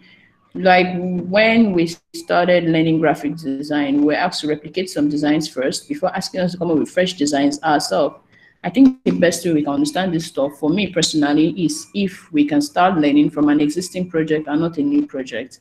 Maybe when we understand the process first, then we can now use the idea to create the feedback app. Okay, so this is taking me back to where I started my talk today. And so I already told you guys that, where do I want to start answering this question from? It's not even a question, it's actually a lot of suggestion. Okay, so I've told you guys that this is not my first training class. I have taught so many classes, honestly. So the way I'm training you guys is something you're supposed to trust the process. Basically, you have to trust the process and follow the instructions. So Omolola Adesonya, I have not seen anything you've done. So if you have done something and you want to, you have question based on it, then that is acceptable, but not saying generally I am confused. You are confused is not, it doesn't make me want to take any action. There's nothing I can do about you being confused. You are confused, but confused about what? I have no idea. Did you do my assignment? I don't know. So right from the very beginning, research work was the first thing. It was simple instructions. Almost everybody that is doing the work right now that are presenting, I don't think anybody here knew about UX design before. Maybe you heard it before, but you probably didn't know anything. But you are picking up. And I've told you guys earlier, the whole point of this is not to make you know be a senior UX designer, or even an intermediate. No, it's meant for you to understand foundation. If you follow the instructions, you understand the process. It's 1 + 1 = 2. If you do your research, if when we're talking about analyzing research, if you did it, if you used Miro to do what we said you should do, if you went ahead to do your user flow, if you did your brainstorming with your group, if you went ahead and then did your sketches, like we said, then go ahead to do your wireframes, and then now we are going to high fidelity. If you did all these things, even if you will say you don't understand what you are doing, but at least you've done it. It is an evidence that, okay, so I say I don't understand this thing, but I'm the one that did this thing, right? So that is the point. So now you're saying you are confused. I don't know. You're giving me suggestion on how to teach, but this is the 8th day, and you have 2 more days. So how do I take your suggestion now on the 8th day? So I'm sorry, but what you said is not very actionable. I'm not sure how to answer those. And then a number of people said, yes, spot on, spot on, spot on. I don't really know what's spot on. If you're confused about something, feel free to speak up. Like, say what's confusing, be specific. You can't tell me, in short, there's some kind of things I will not really respond to. You can't generally say I am confused or I don't understand the process. What process don't you understand? Please be specific. Then about when you started graphics design, we were asked to replicate some designs first. I have said this over and over again. UX design is not graphics design. Graphics design actually is under UX design. Do you know that? So graphics design is under UX design. Doing the UI part, doing the visual part, what people can see, it's UI. That's called UI design. That is a part of it. So for me to tell you guys now that go and replicate a design, I don't really need to do that. You don't need to replicate designs. If this whole session was just a UI design class, just learn how to copy designs or just learn how to come up with designs, make them look good. If that was the point of this, then maybe that suggestion will work. But that's not the point of this training. It's not for you to be UI designers. Companies will not say we are looking for UI designers. If you look at all the jobs that it's either they'll say UI UX designer or they'll say UX designer because they expect you to know everything, especially in Nigeria. Okay. Ordinary Claire, what most people are doing is going to Google and search the brand and the way they did theirs, and that's what they are following. Okay, so that's a good start. Searching the brand is a good start, but that's not all there is to it. Like I just said, while Priscilla was presenting, I said you don't need to use the exact colors or the exact typography that a company is using. It's basically your vision. The vision you have for the app, you're the designer. The vision you have is what you bring to life. If you choose to use part of the brand's color, great. You can feature it, but you don't need to use exactly it. Okay. Ajayi, I guess Zuman is trying our best. Okay. More, the process and basics is important. Then we can now be able to replicate some app design. If we don't know how the tools work, we won't be able to replicate. Yeah, I think more is kind of in line. Yeah, you have to understand the process before you can replicate anything. If not, you'll just be doing copy and paste. Odunaya Claire, for the case study she showed, that is where the problems comes in because not all companies have a good feedback system, which is confusing people like me. Odunaya, I do not understand what this means. Please speak up. What do you mean by this?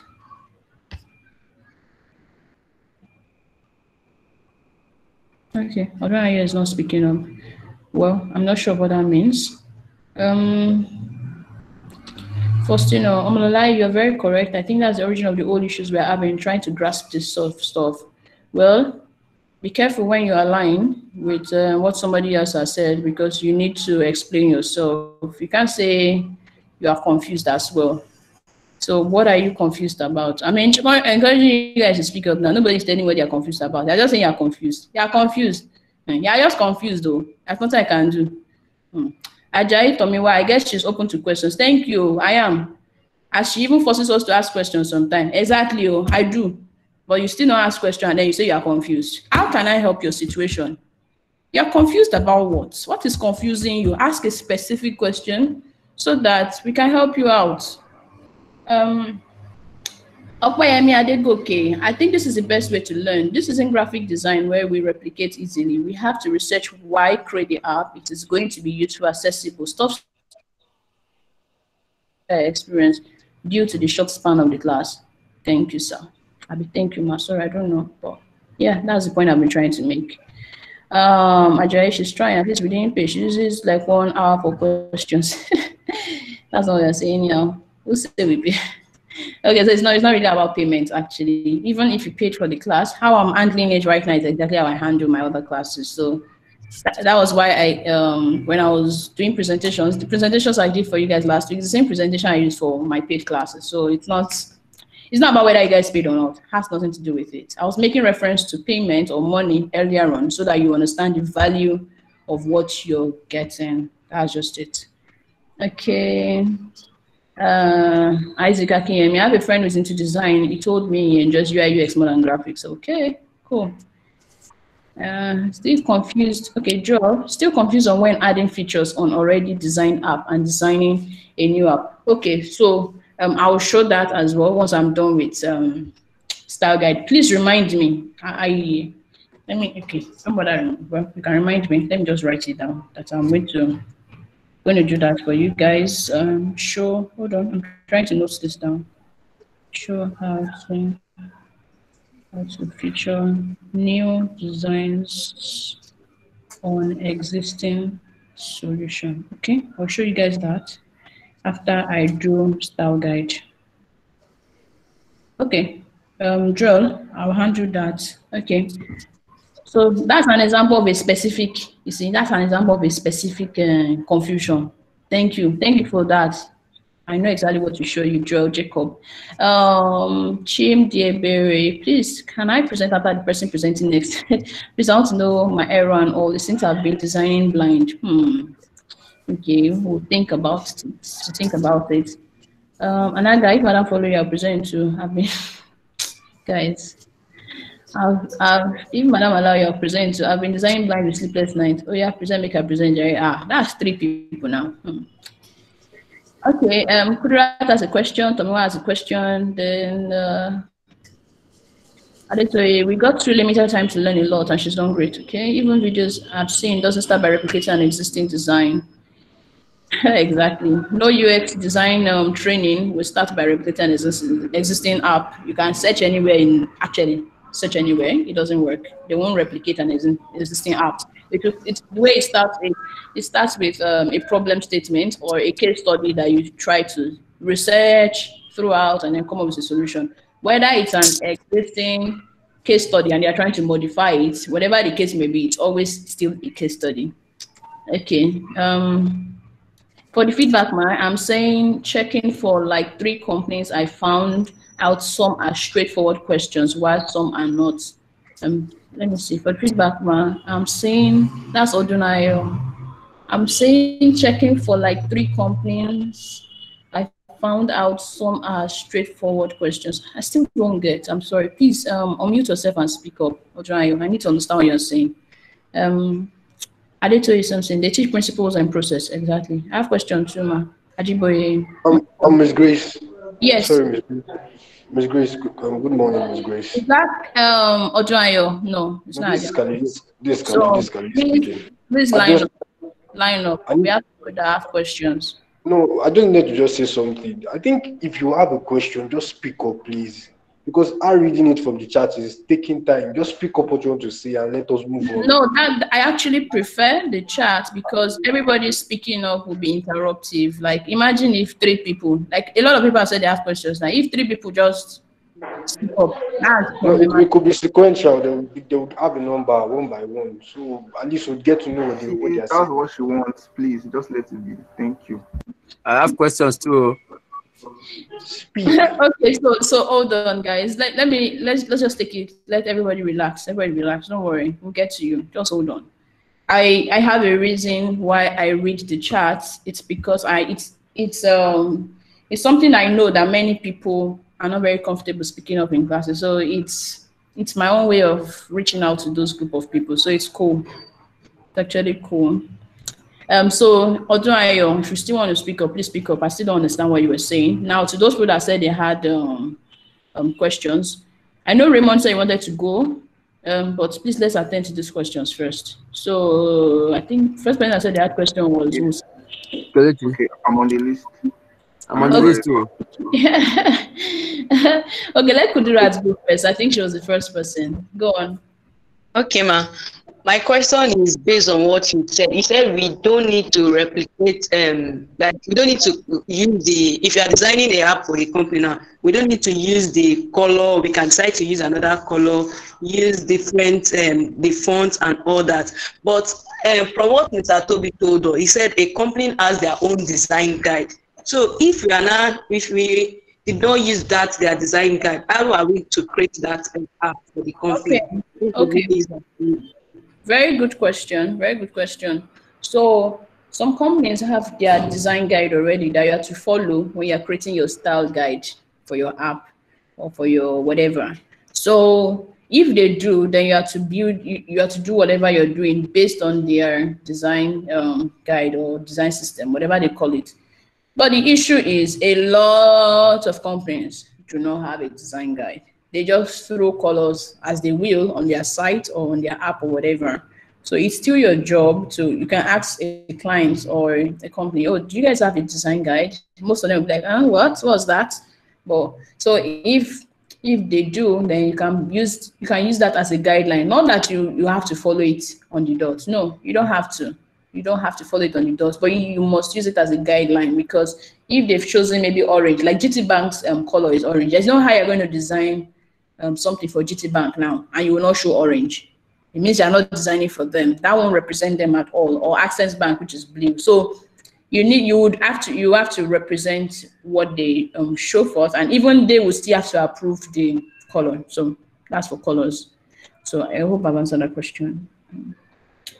Tomiwa, you can go now. Yeah, all right, ma.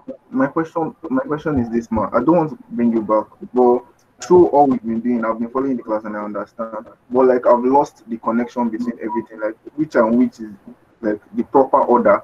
If you don't mind, in 30 seconds, just give an highlight of the proper order. After research is this wireframe. After wireframe is sketch. Like I need to know just the order. Give me a list, ma. Yes, ma. All right. So let me quickly do a short breakdown of that.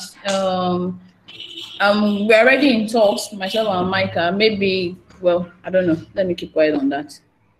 Probably there'll still be an extra class. I don't know, after this week. So proper UX process. Well, the UX process is basically, the first thing is research. Okay, before I start listing it, there are different ways that people break down the design process. So I'm saying this because when you go online to check, you might stumble on another different breakdown of the process. However, one very popular one is what I'm about to list. Number one is research. Research is done through empathy. So research through empathy. Some people call it empathize. That's number one. Number two is the analysis stage, where you analyze your research. So it's called research analysis. So that one could be done through, one of the methods for that is called affinity mapping.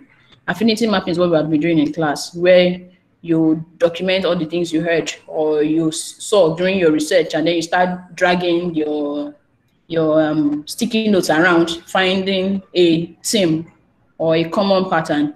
That's called affinity mapping. So that's under the number two, which is called research analysis.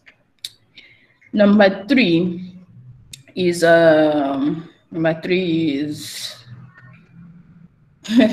Bimsola. Wow, people are really taking us back. Okay. Don't distract us. She's answering my question, please. Okay, cool.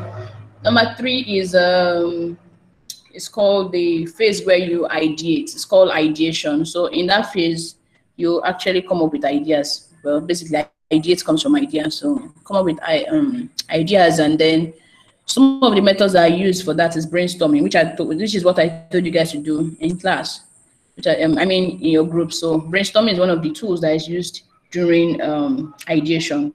So ideate is number three. Also, when you are brainstorming is where you do your user flows. You come up with personas and all those kind of things. I wasn't able to touch on persona, but that's one of the tools used on that ideate. So that's number three. Number four is design. Design is where you now work on your, based on your user flow, you now start coming up with sketches, wireframes, or low fidelity, then high fidelity, then designs, then you now do your prototyping. All that is done on that design. So that's actually called UI design. That's the fourth phase in the UX design process. Then the fifth one is testing. So testing is about metrics. It's about comparing whether what you've come up with in the end is equals to whether it solves the problem that you researched at the beginning. So does my design actually solve the problem? There is where you do use a tool or use a method called usability testing, which basically tests whether the features you've come up with solve the problems that you found out in the beginning during your research. So here is where you might do face-to-face testing with people, or you use tools, and we'll try to touch on that tomorrow before ending the class, or Friday first thing, depending on how quickly we can go. So those are the 5 major phases. Is that clear, Tomiwa? Yes, ma, it's clear. I just need to spell out some things, ma. That's personal part that you talked about in the user flow. Can you spell it out, please? That persona, you said something that you didn't touch. Just spell it out in case you want to do our personality. Okay. Wow. Persona, not personal.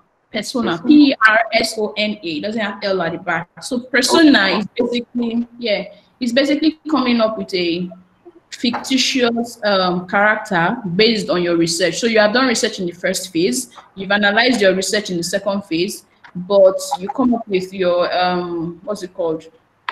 You come up with your persona, basically like, okay, so my ideal target audience is say my user race. So let me show you guys an example of what a persona looks like. I will just show you an example. I will not be able to explain on it because we just do not have the time. OMG. I just needed the spelling basically. Yeah, it's P-E-R-S-O-N-A. You sure you guys can just, if you just type persona in Google, you see a lot. If you write UX design persona, you see a lot of examples of what's it called, of persona. So let me just share my screen. Let me just show you guys this. I'll just show it and I am off on that. Ma, please, I'm sorry. On those big steps, I want to ask a question on those steps, please. Just one question. Okay. Hold on. Okay, hold on. Do you see this? This is an example of a user persona. Basically shows the person's name. Again, it's fictitious, but it's based on the research. So key goals. You could have a section you call frustrations. Okay, what have I found out is the frustration of users from my research. So this will be where you refer back to your sticky notes and be like, okay, this is something that most people are having problem with. You just list them out.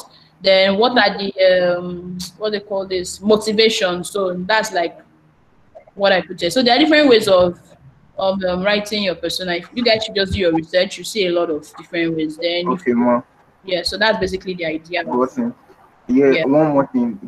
Still on this list, sorry, ma. The design part, like the design phase, you mentioned some things. I didn't get everything. Sketches, wireframe, high fidelity, and what, and the proper order, if you don't mind. Okay, on that design. Okay, I said sketches. Do your sketches. That's the one you're encouraged to do with your hand, like pen on paper or pencil on paper.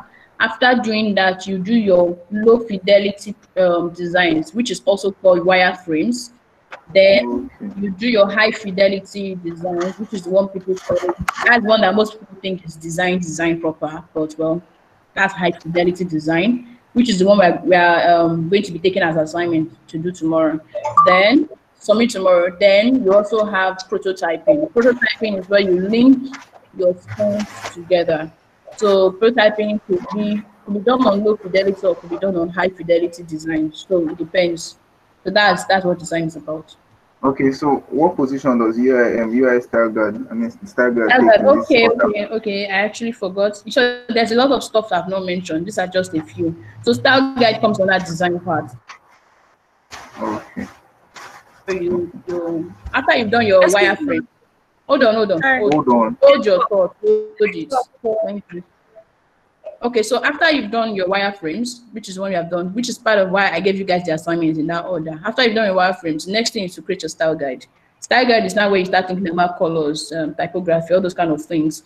Then after that one is when you now do your what's it called? Your high fidelity.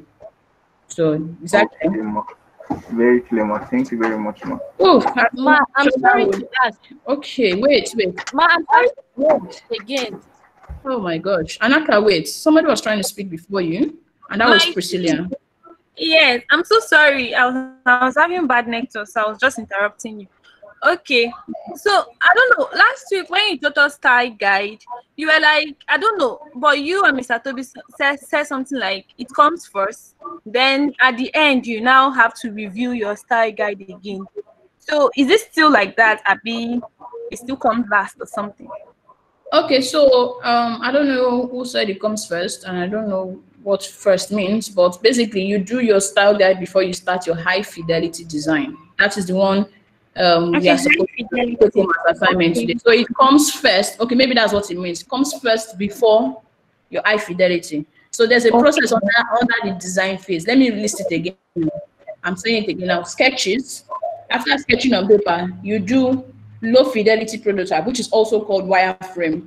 Then after doing that, you can do your style guides.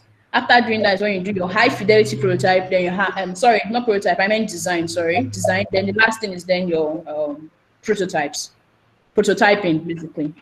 So Anna can go on, please. Yes, ma. So I was saying that there are two ways to look at this thing, because now we do research before we now get to the design. When we get to the design, now we can be designing for somebody that just wants to revamp their app.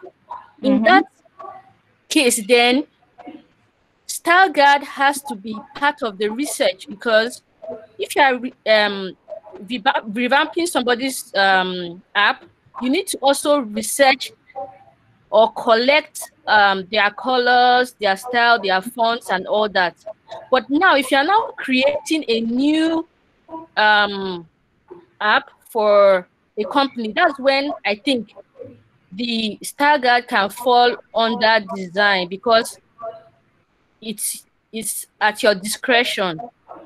Okay. So let me address that. Okay. So brand identity, which is what I think you guys did on Tuesday last week, is where you try to understudy what the brand's goals are, where you can find out, okay, this is their color, this is their typography. So in the case of trying to modify or recreate or work on an existing design, maybe revamping, like you said, if you are trying to revamp an existing design, then yeah, you'd have to investigate things like colors and so on and so forth. But also, if somebody wants to revamp their design, you need to ask what is wrong with the old design. You don't just jump on a project and just start doing, right? Which is what a majority of us do. In short, Nigerians are very, we are too fast, especially because of money.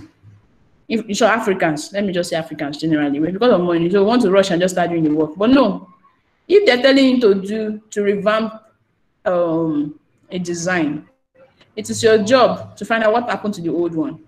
Why did that old one fail? If not, you stand a chance of doing a new one, and then the new one will fail. Then they'll say that person did not know their work. So if you don't find out what exactly was wrong with it before, then you have a problem. So if you're in the process of finding out what was wrong before, it's still called research. So you still have to research. So now, speaking of style guide is specifically for the design phase. It's specifically for when you want to do your high fidelity design, whether you are designing a new app from the beginning or whether you're redesigning an existing app. It doesn't really matter. So style guide is specific for that. Meanwhile, you can do research on colors, on typography, you can do all that before. But style guide is basically a document. It's not a process. It's just a document, a compilation of things, of visual elements. Exactly, it's a compilation. So it's not really a process. Okay, Khaled wanted to talk earlier on. Khaled, please go on.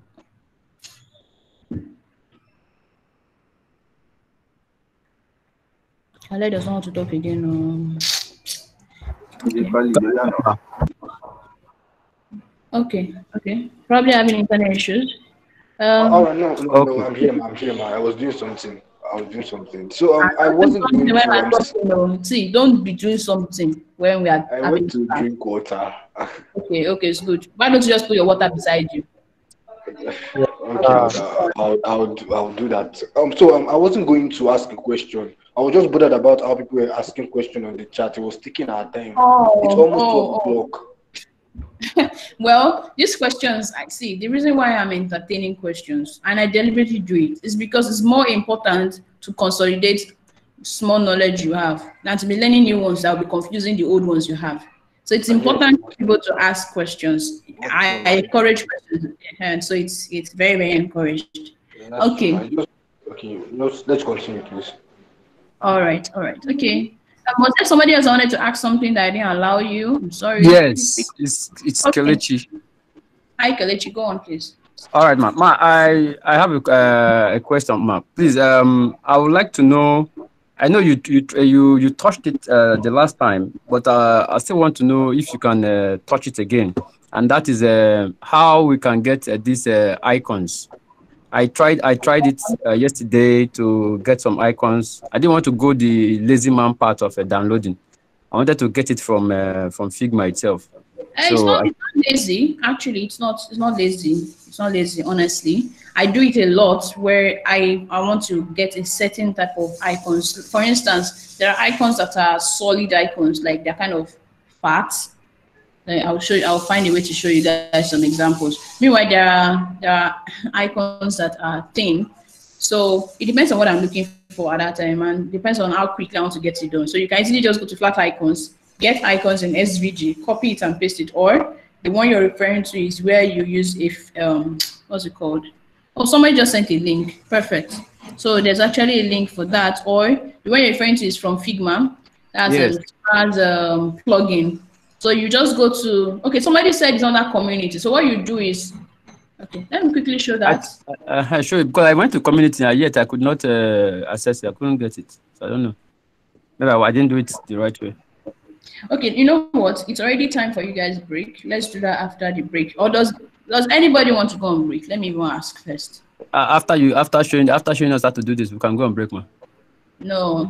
There are other stuff I wanted to show you guys. So like it depends on where you guys want to go on break. Does anybody want to go on break? Break is welcome. Yes, sir. We shall overcome. We will overcome. Your voice not fit abeg. Guys, how many minutes break? For me, no. 30 minutes. John, right. Put off your camera. It is disturbing people. Okay, so 30 minutes is fine. So you guys will be back by 12:30. And we'll continue. So bye, guys. Sorry, before you go, sorry, on the link, has gone. Wait, anybody can answer me? Like, on the list she gave now, all the processes, where are we gonna go right in this class? Which one are we today? Which one are we doing today? Why are you not? Doing high fidelity. We are in the beginning. What happened? Hello.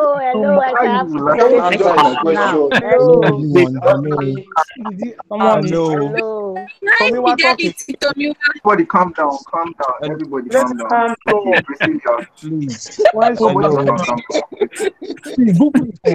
So many pictures. I'd like to address us shortly, please. Hello. Okay now. Yes, please. Let me go and Google where we are. I want to go and Google where we are, please. Before too many people leave Please, I want to ask question. Where is Mrs. Grace? Before too many people leave the class, can we just be calm a bit? All right. Yesterday I spoke with Mr. Micah as regards the meetup we're trying to do at the end of this program, and so he said that the GIZ and other organizations, I was telling him that hopefully he was asking when it could happen. And then I said probably like a week after the program or 2 weeks after the program.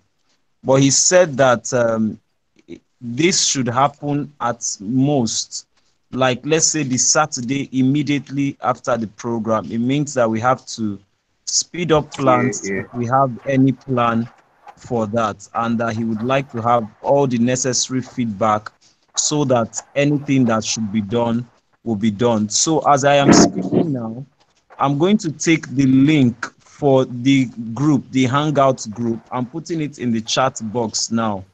if you haven't joined the chat box group, the live hangouts, please, I said chat box.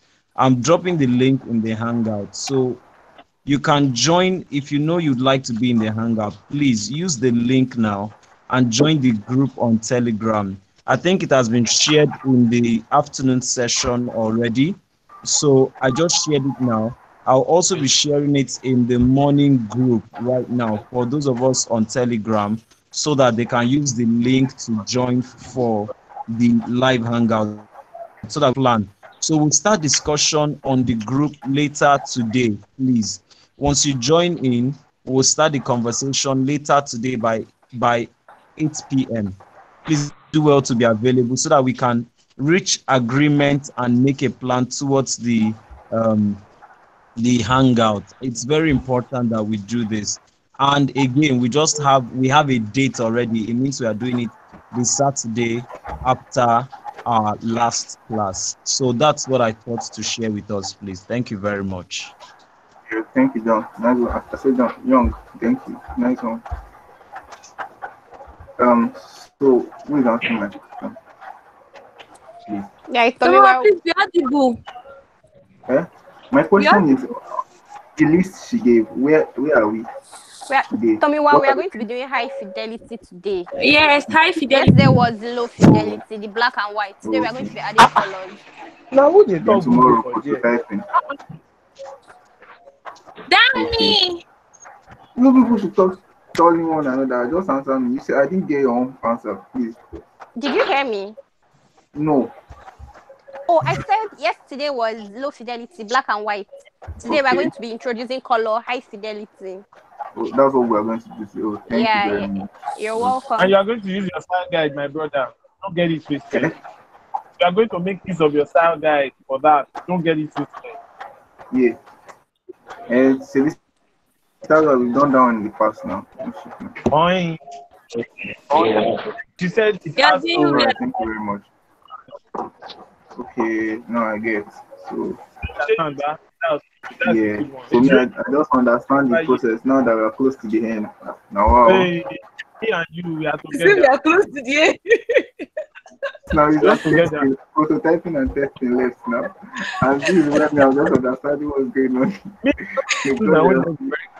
So no, don't worry, we are just understanding plenty things.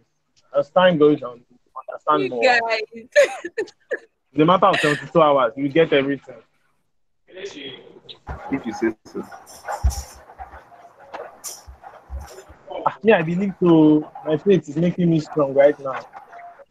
Those we that don't have faith in God. Believe in something. Believe in yourself. The last time I believed in myself, I know what happened to me. I'm not believing myself again. The last time I believed in myself, let it shock me.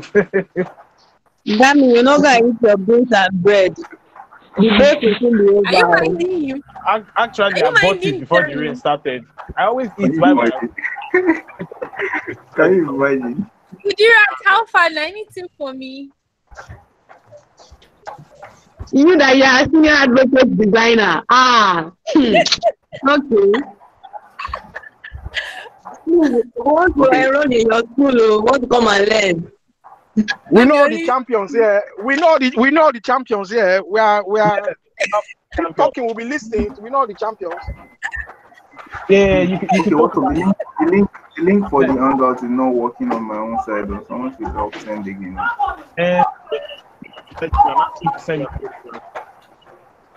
What's it up?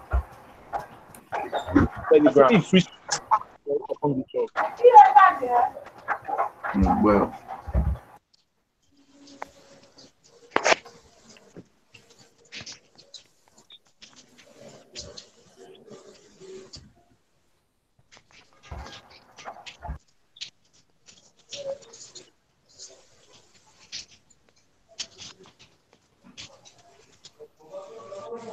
Hello, Mr. Young. I don't know if you have collapsed the Dominion Pizza group, please, as Mr. Mike. No, I haven't. I just started replying to messages on Telegram now. I have been very offline on Telegram, and I apologize for that. They are quite, in fact, sometimes it can be really multitasking when you have too many messages and then you have a lot of responsibilities. So you just don't know where to begin from. So the Domino's Pizzas group is still on, and I'm replying to all my chats now, including the ones on the group, please. Pardon me. I think we can maintain the existing one while we invite the afternoon class to join. Yes, Or what do you think? the existing one. I'm sending the link now so that, okay, let me even send the link so that those others in the can afternoon can join. Let me send the link now. I'll also send the link to their class rep, I think, so that you can send it to them for those in the afternoon session. Okay, awesome, yeah. If you don't mind, can you send this link you sent to the group to my to my Telegram? To what? Because it's not connecting from here. The link to join the Hangout. Yeah. Is this? I'm trying to join the group. It's not working here. Who's speaking, please? This is Tomiwa. The live Hangout link. Yes, but okay, the live hangout. I sent it to the morning discussion group already. Okay, let me check. Okay, thank you. I just Yes, it's on our morning discussion group. For those in the chat box, I saw someone asking now again. I'll repost it for you to see. Okay, someone is already posting it. So, thank you. Yeah, great. So I'll repost it again.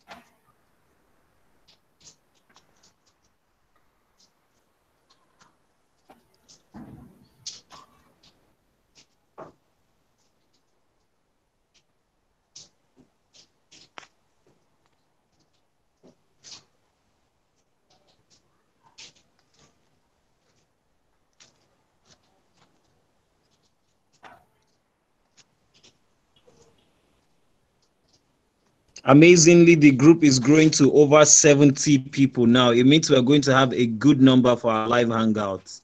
Please do well to join if you're interested. Thank you.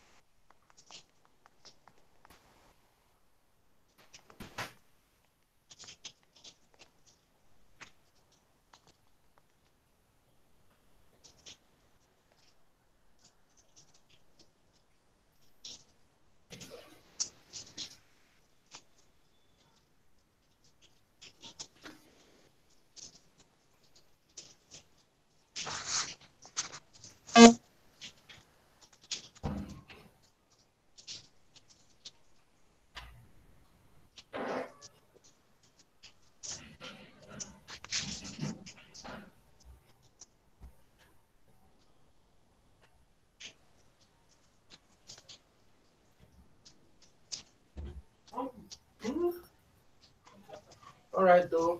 Save Johnny. Ṣọ́ra ní Kòròdú o.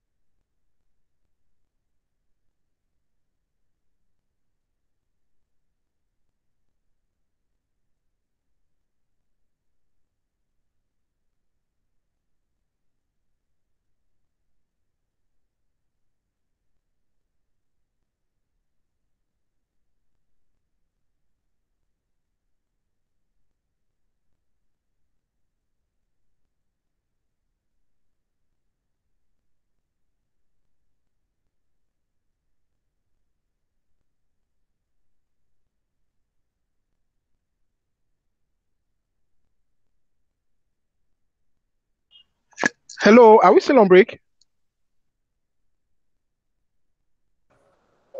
Yes, I think it's a 30 minutes break, so I think so. Oh, okay. All right. Thank you. By God's grace, it remains 12 minutes. That's a long way to. It's not long, Jerry. Baba, the counter. 12 minutes. All right, this class has been recorded, so everyone should mute their mic. Thank you. And you, Sabi. Just want to say hi to my fans that I'm being recorded.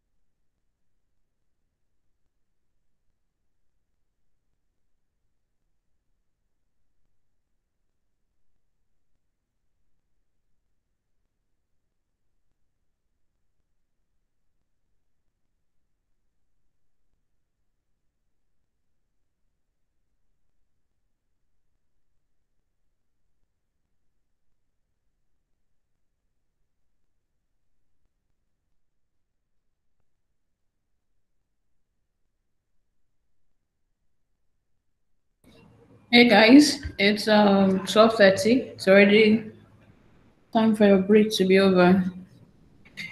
So that people will not start dragging us back again. Let's give them extra 5 minutes to join in.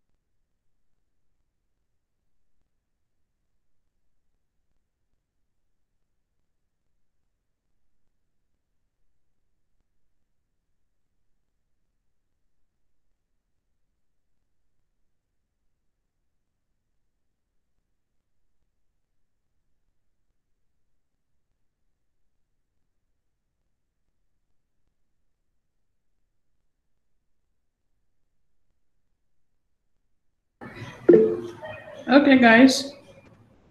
Somebody is counting down 40 seconds. It's already 12:35. So I think we'll just start now. Other people will join us. Okay. So the first thing I want to address is style guide. So I'll walk through the process. I'm hoping we can get done with that very quickly because we have a lot of things to cover this afternoon. So style guide is the first thing. Just give me one moment.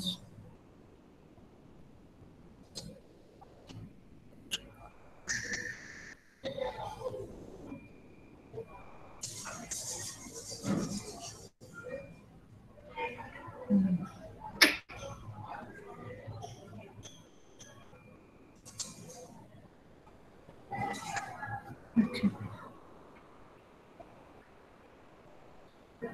So let me just share my screen with you. I want to share a screen for Figma. I'll share my screen so you can see my Figma board. I hope everyone can hear me. Yes, ma'am. Okay. hear you. Great. So, and I hope you can also see my screen. Yes, ma'am. I can see your screen. All right. So you can see Figma, right? Yes, ma'am. Great. Great. Okay, cool. So this was the low fidelity that we worked on the other day. I don't want to get started with this right now, but let's go straight into style guide. So what you do when you start your style guide, the first thing is create a page. On the left-hand side here, okay, let me do it the way most of you will see yours. This is how you see it, layers, these 3 layers, because we have 3 layers on this screen. So when I put my mouse over, you can see the blue, whatever. Now what I need you guys to do is that, so if you need to take notes, please take notes. But try not to do it while I'm doing it, because I'll probably not repeat myself if I say it, especially if I discover you're doing something else. So I click on the page is up there to show me all the number of pages. So I can see this page. Let me delete this because I was just using this for illustration yesterday. So here on this page, let's say here is where I want all my low fidelity to be. So I'll rename this to, I can call it low fidelity, or you can call it wireframes if you like. Just double click and rename it on the pages section. Now this is my high fidelity, so I'll cut it off from here. So Control X, or let me first leave it. I've undone. Let me first leave it. Then I'll come here where I see this plus. I'll click to add a new page, and I'll call this one high fidelity. So this is basically where you can use this page to organize all your pages to organize your work, your files, and everything. So let me go back to low fidelity. I'll cut off this, and I want to paste it inside high fidelity. So all my high fidelity stuff will be like this. So when you guys start doing your work, I want everybody's work to be organized like this. So you have low fidelity separate for your wireframe. So rename. If you have your stuff everywhere, you can just create a new page, cut it off from wherever you have it and paste it, or just rename your page depending on how your document is currently arranged. So now for style guide, I will just come here, add new page, and call this one style guide. So anything on style guide, I want it to be on this page. Because style guide comes before high fidelity, I like to be very organized. So I'll just drag this and put it above of high fidelity, and that's all. That's just how it comes. So style guide, to start with, I'll create this frame. I'll come here and just create something. I just drag it. Doesn't need to be any particular size. And I'll just rename this one style guide. Well, yeah, just like doing that. Now, a typical style guide should have colors, should have typography, should have even icons if you'd like, then even maybe the kind of images that you want to. So if you guys did a research on style guide, you will have seen so many different types of style guides coming up. So what I'd like to do is to just type here, this section, typography. So everybody must do their style guide, typography. You must do a style guide inside of Figma.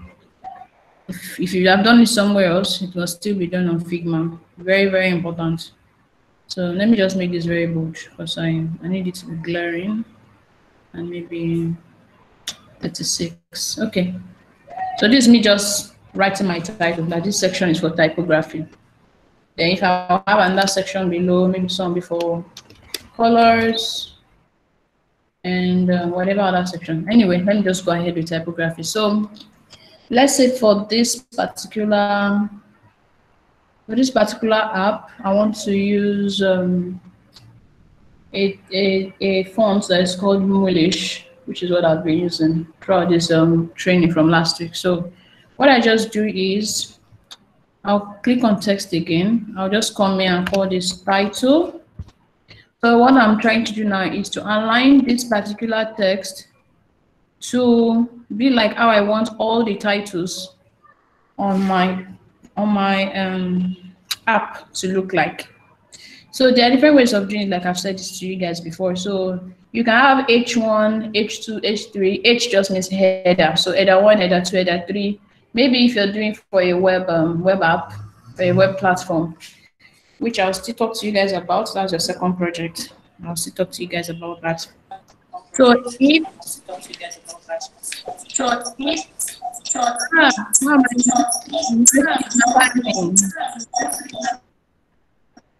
mute yourself.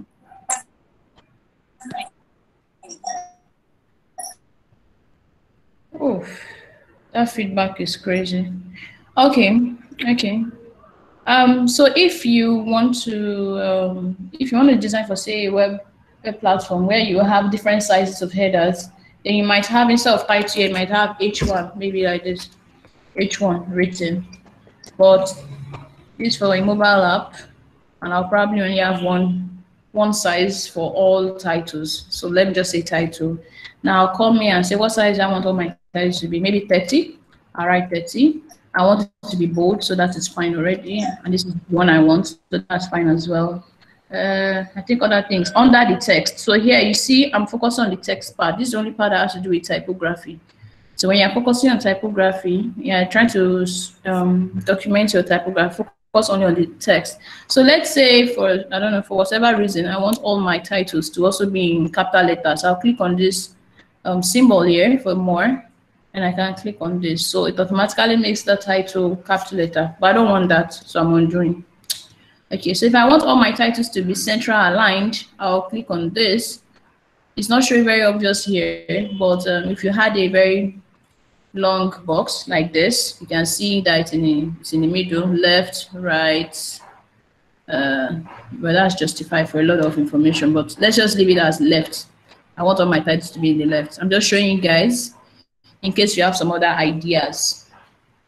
So that's basically how you create one item. Now, how do you document this across all your design? You come here. This is the important part, so everybody needs to pay attention. You come here where you see this icon that they call style. You click on it, and you click on this plus. This will help you to create the style across your whole document. So when I click on it, I can now title it. Let me just say title. I'll call it title. And I'll write the properties. I think I called it bold. I chose bold before. There's no particular way of naming your styles. It depends on you, just to put all the characteristics on it. So that next time when you see the characteristics on the right-hand side here, you know immediately what it is. So me, I like to put this slash. You see the reason why you should put slash in a moment. Title. Bold, what else? What was the size? Okay, I'll just write 30. That shows like 30 pixels. And that's it. There are different ways of doing it, but for this one, I'll just do it this way. Create style. So now, okay, before I click on create style, so if I was if for my app I wanted to use more than one what do they call it, more than one font family, like now I'm using Milish, but if I was going to use more than one, then I'm going to document two different typographies. But since it's just one I'm going to be using, then I don't need to write Milish, which is the name of the font, in front of it. But if I was using more than one, it's good to title it at the front, so that next time you see it again, you would know that this is this particular font. Now, create style. You soon just keep on following along, but you soon see the point of all this. Make sure you are following. So you can see now here, while I click on this, you see the name here already. Good. I'm sure some people already know where we are headed because I kind of taught this very well last week. So what you do under now is just to name, just basically you naming your, what you wrote there. So I'll just say, well, if you like, you can write it. If you like, you don't write the font family. It's not compulsory. It's not even necessary, but I'll just write it. I'll write, I basically want to write the characteristics, which is bold, 30. This is about documentation. You don't have to do the way I am doing mine. The point is to just make sure you document everything. So now, because I don't want it to be the same stuff, I just want to make it small. I'll click on this one, which is to detach my style from the style I just created. Then I'll reduce, just maybe 16 is enough. It doesn't need to be big, and it doesn't even need to be bold, just something regular.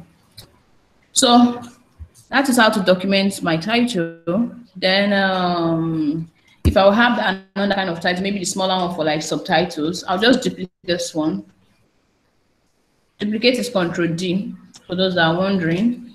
I'll rename this to subtitle. Okay, rename this to subtitle. When I click on it, I can see this title bold 30, which is what we just named, but I'll detach it again because I want to change it. I want to change the data. So let's say for my subtitles, I want it to be maybe, I don't know, maybe 20 pixels, but still bold and still the same font family. So let me just align this properly. And I'll just come here and create style. Similar to what we did before. You can easily just call this subtitle slash was it bold, then 20 pixels. Well, I think I'll just call it title. Well, because I want to show you guys something. I'll say title slash bold 20, create style. Let me show you what that has done. When I click on this now, if for any reason I wanted to change it from this type to say this other type, which is title, which is bigger, I'll just click here and I'll choose bold 30, and automatically shift it back to what this was. If I want to shift it back again, I'll shift it here.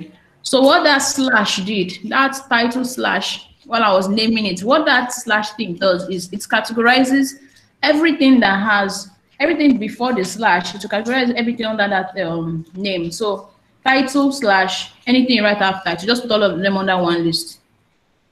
Meanwhile, anything else you call something to put under another category. You still see it when we do the next one now. Okay.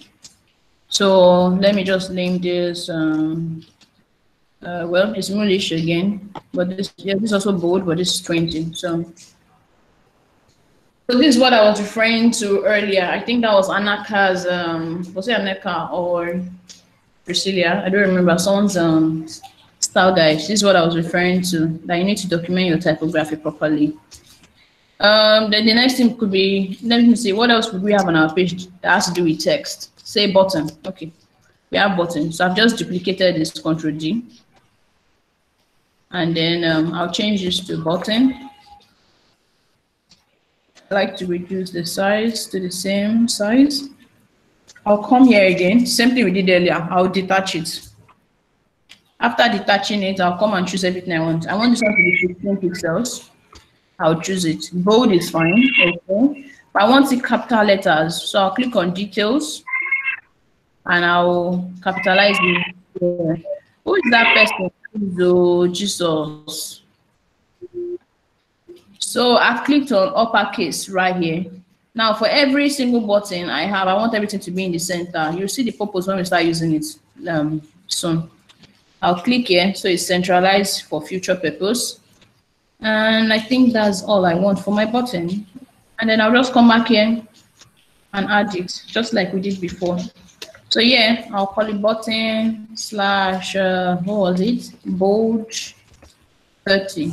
No, sorry, 16. 16 pixels of what we used. Great style. So now, if you see, if I click on that, you see we have two different sections. We have title with this, then we have button down with this ones down here. So if I created a different type of button, if for any reason you would need a different type of button, maybe different kind of button text on your app, what you just do is you do it the way we have been doing. Duplicate this, you come here, rename it, but that one you now call it button slash, then you put the new properties. That's just it. So I'll just write 16 here. And because I did an extra thing, I don't know, you can write uppercase if you like. Anything extra you did, you can just document it. I'm just putting it on the next line, so I did enter. Those are 3 major things I want to do right now. If you guys have more elements that's to do with text, you just keep on adding it under your typography section. But make sure the important thing there is you must add it under this section, under title. You have to add it by clicking on that plus. Cool. This is all I will do for now. If you have more, make sure yours is updated. Colors. Let me go to colors now. Colors. How do you do colors? You can use rectangle or you can use circle. Me, I just like to use circle. It looks nicer. I'll just draw it. You can change the size. It's not compulsory. It's really not compulsory. I'm just like that. 100 by 100.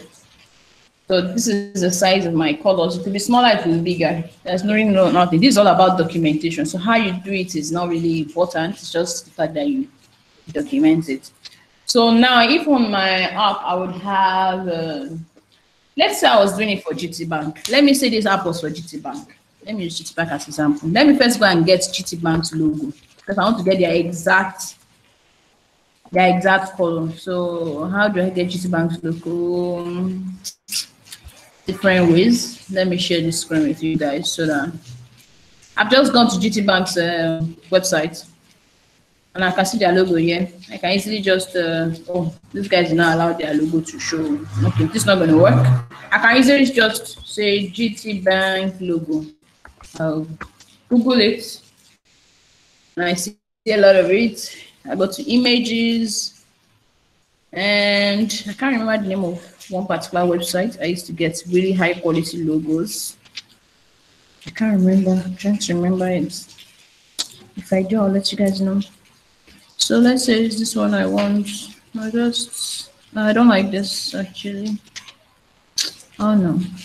Well, it's just for the sake of getting their image, their color code. So I'll just copy the image from here and paste it here because I want to just get something. That's made it it's really big, so I'll reduce it so it doesn't take up all the space.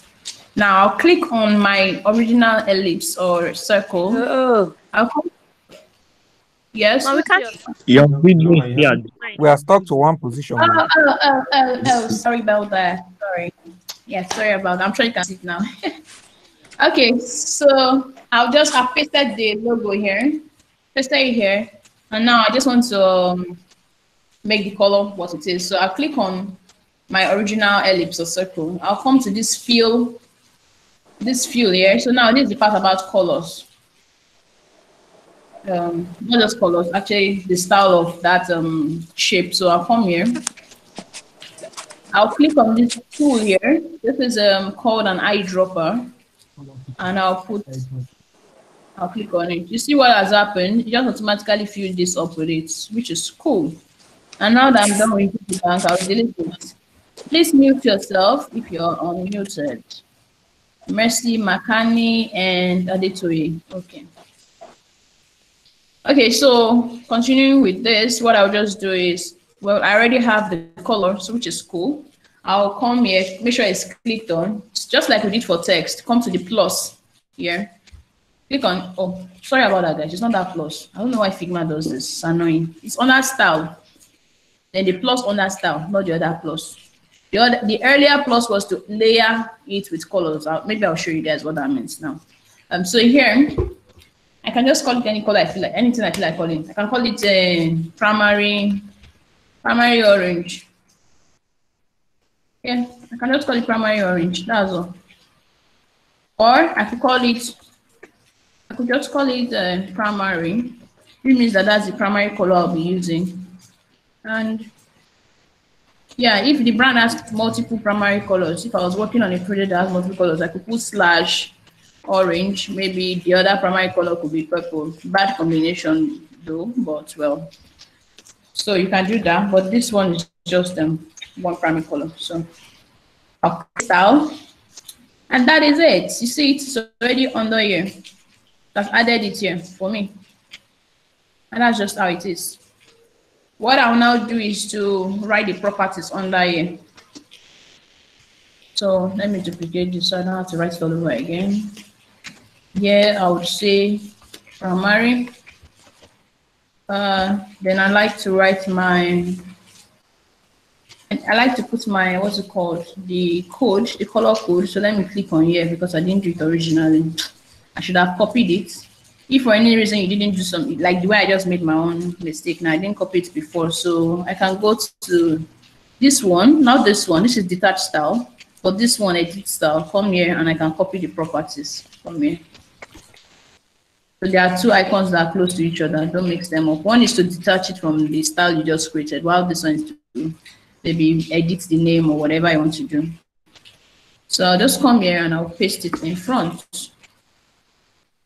I'll paste it in front, or sometimes, depending on my mood, I sometimes put it under. And that is it. So let me just centralize this. Okay, cool. So that's how to document your color. So something I taught last week, let me cover it again. When you're working with like a brand like GT Color Bank, so let's say you want to introduce an extra color for any reason, I don't know, for any reason, you want an accent color, something called accent, which means it's a color that it's not primary, it's not secondary, it's not even tertiary color, but it's just something that you feature the color a little bit in your designs.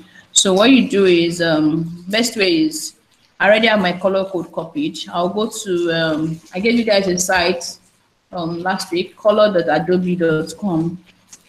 So I'll go here. This is where you can get color inspirations and just paste this one.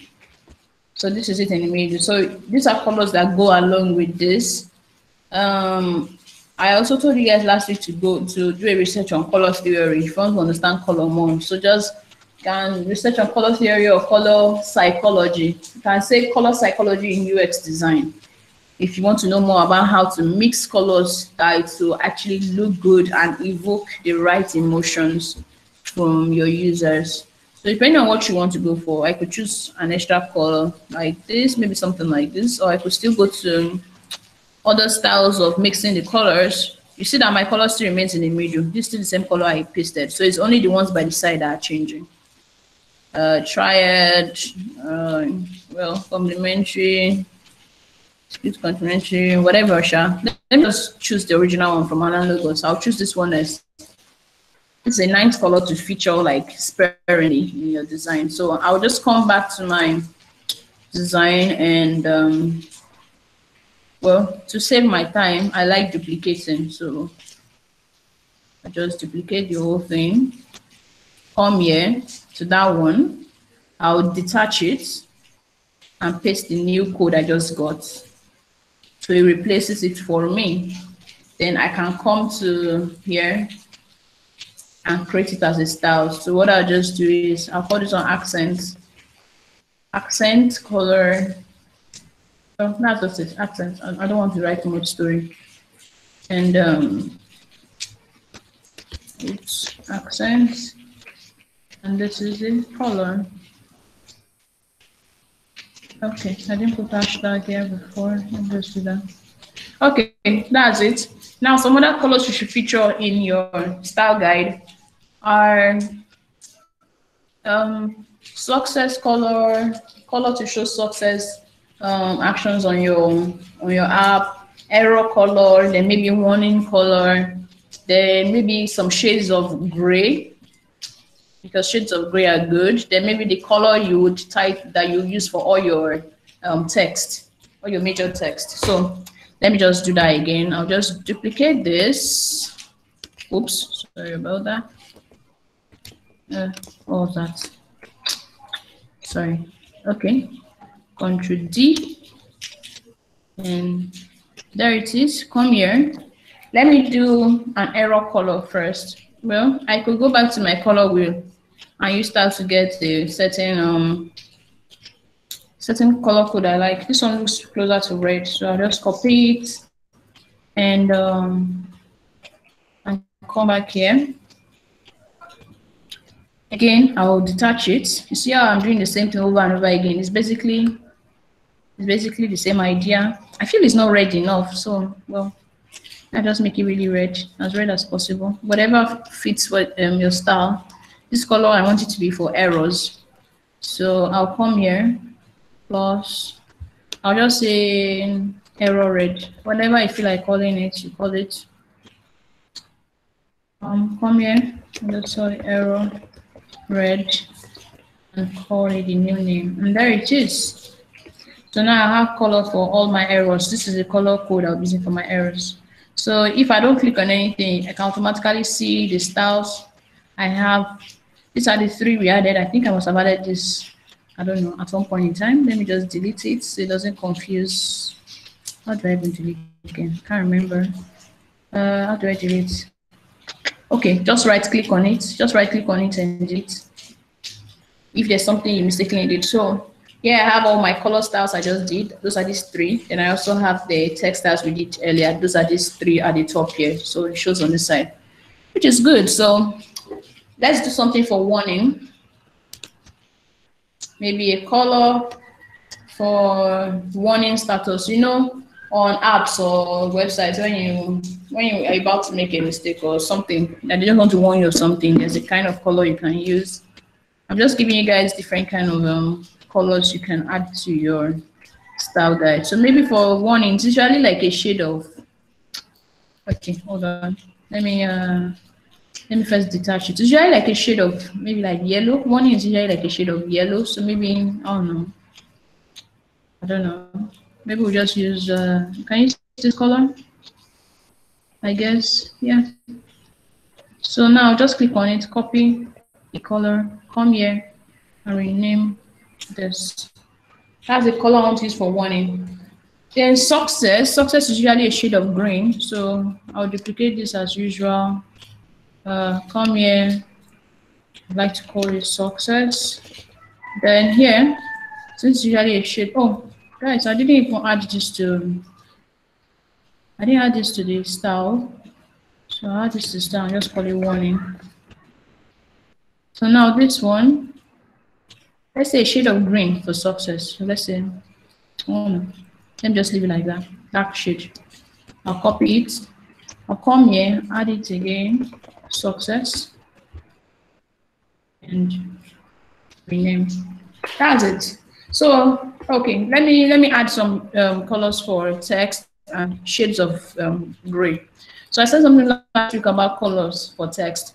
I said try not to use bright colors for your text. Try to use as dark as possible for your text because it gets distracting if you use bright colors for text. So I'm just going to come here, just like we've been doing. Click on this.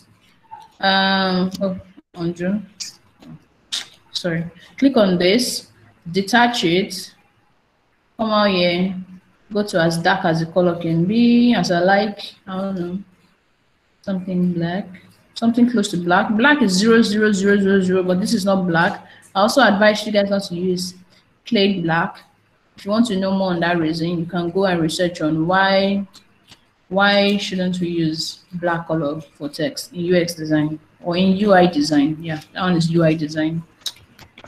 If you want to know more about that. So copy, I come here, paste it,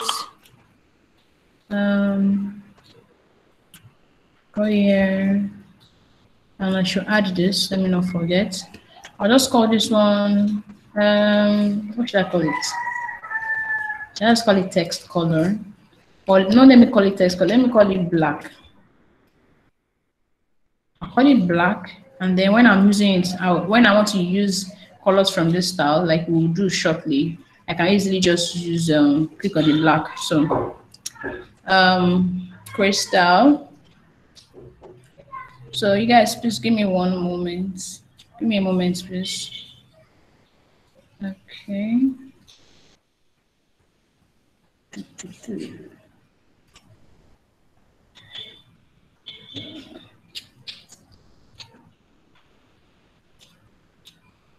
I'm trying to mute myself. I want to quickly attend to something, please.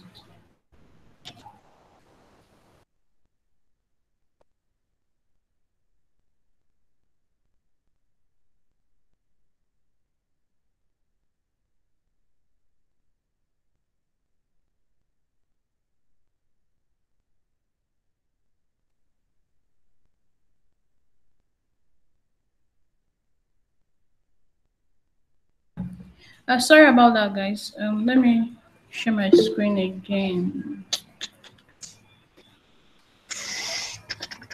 Okay. Okay, so back to what we're doing. So I've named that one black, and I think I've put the color in. So let me just call it black. So this is my own shade of black, basically. Okay. Then I like to put different shades of gray, because there'll be things I want to do on a site, and I don't want them to be black or black, and I don't want to use any one of these colors. So this may prepare for the future. Just in case, I'll put like shades of gray. So detach as usual. I can, instead of shifting my stuff around for colors up and down, I can use the exact same color I was using here, the first one, but just change the opacity. This is how to change opacity, make it lighter. So there it is, 60%. In short, let me make it 80%. So 80% for maybe, I just call this one, come here. I can call this, gray, but / dark. So that's like dark gray. Great. So I'll just call this dark gray. And I'd like to, I didn't choose the, I didn't copy the color initially. So I'll just come here. Okay, it's the same color actually. So it's just 80%, yeah. So I'll just come here. I'll just write 80% as it. So now I want a lighter shade. So I'll just do different shades of gray, because I might just need this in my design. I don't want to be going back and forth every time with my design. Again, come here, you detach it. Come here, I can make this on 60%. It's even lighter. Then I come here, add it again, gray. Then maybe I'll just call this on light. I don't know. It's not really light. I don't know. I don't know what to call it. I don't know. Maybe medium. Weird. So change this to 60%. Then this one I want to do now will be the last. Okay, let me change this to medium. I don't know. Basically, call it whatever makes sense to you. But just just make sure that at least it makes sense to one other person in the world. Okay. Then this one, let me just detach again. Come here. I can make this one like, say, maybe really, really light, so 20%. Yeah, so this one I'll call this light gray. So maybe these are all the grays I want. This is dependent on you. I don't want people copying and pasting what I've done. I don't want people doing that. Just basically do what feels right for you and for your project, because you're going to defend it. You're going to defend your choices. I have my own reasons. Now, if you don't have your own reasons for your design, that's a problem. So, and that's all my colors as typography and colors. I won't be adding icons because I want to show you guys how you can get your icons and add it as documented in your project. I'll show you guys how to do that. Icons, the question somebody asked earlier. I'll show you a really cool way to get really nice icons, how you can make your design be smooth and easy. Then I won't also be adding images here because, well, yeah, because I just don't want to stress myself, honestly. But let me find what I want to do now for you guys is to show you guys. I want to show you guys different. Where is this thing? I saved I see the link to show you guys for different style guides, basically. Different style guides. But in the meantime, if you have questions, please start asking. Sorry, ma. This is my question, ma. Wait. Hold on. So I want to say something. When you want to ask question, you don't have anything to apologize about. So don't say sorry. Ask your question. Yeah, I'm listening. All right, ma. This is my question. Okay. I don't get the purpose of this style guide and call. I mean, yeah, like the text style and color style. Like, what's the purpose? Why do you have to include it? Yeah, of course. You'll get it in a bit. You'll get the point in a bit. So if it's for point, you'll get it now. Just hold on, you'll get it. Once I'm done with the style guide, you get the points. Okay, next person. Yeah. Yeah, what does the accent color? I can't hear you. I say, what does the accent color mean? Accents. Oh well, accent color is just basically, you know how I don't know if you know much about interior decor. When you want to decorate your room, for instance, and you want something very simple, maybe you just want it plain black and white, that kind of thing. So if you want a plain black and white thing in your room, but then there's one certain color that you want it to pop in your house. Maybe you have a preference for purple, but you just want it to be used sparingly, but just pop a bit. That is accent color. I don't know how to describe it better than that. Okay, I understand. Thank you. Yeah. Okay. Next I person. want to ask the question. One person first. All right, let me go, please. I want to know how to use this color, the eyedropper thing you did at that time, please. Can you just go over that again? Thank you, man. Watch what? Use what? Use what? I didn't get you. The eyedropper that you used to pick the color from the GT logo. Oh, eyedropper. Oh. Yeah. You're dragging me back. Okay, so let me show you. Novice. Okay, so if you have an image somewhere here, pasted here, I want to get the color. Let me use for instance, let's say here, I want to drop the color off. I want to copy the color that is in this one. I want to drop it inside this place. This is how you do it. Let me detach this for your sake. I'll click here on the image. I'll come to this eyedropper and put it over what I want to copy. And that's it. You see it, I've copied it. That's all. So if this was an image, that's how I'll put over the image. That's that. All right. Okay, next question. Thank you. Got that. Next question. Okay, my own question.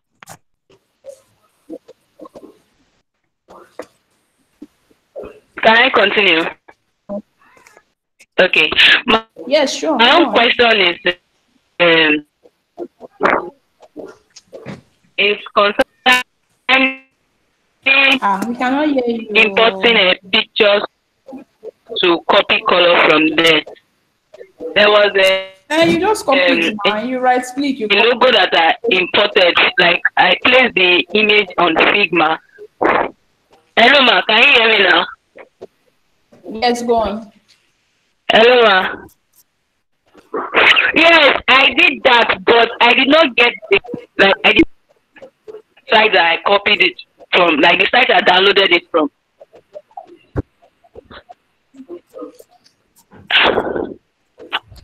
I don't understand.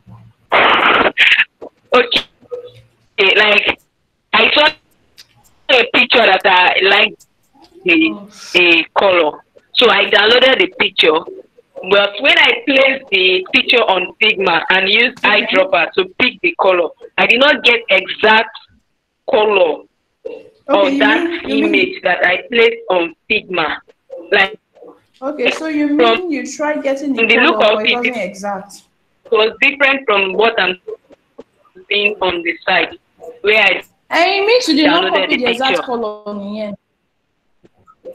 Put it right. Yes, ma'am. The network is really acting up, so you're lagging.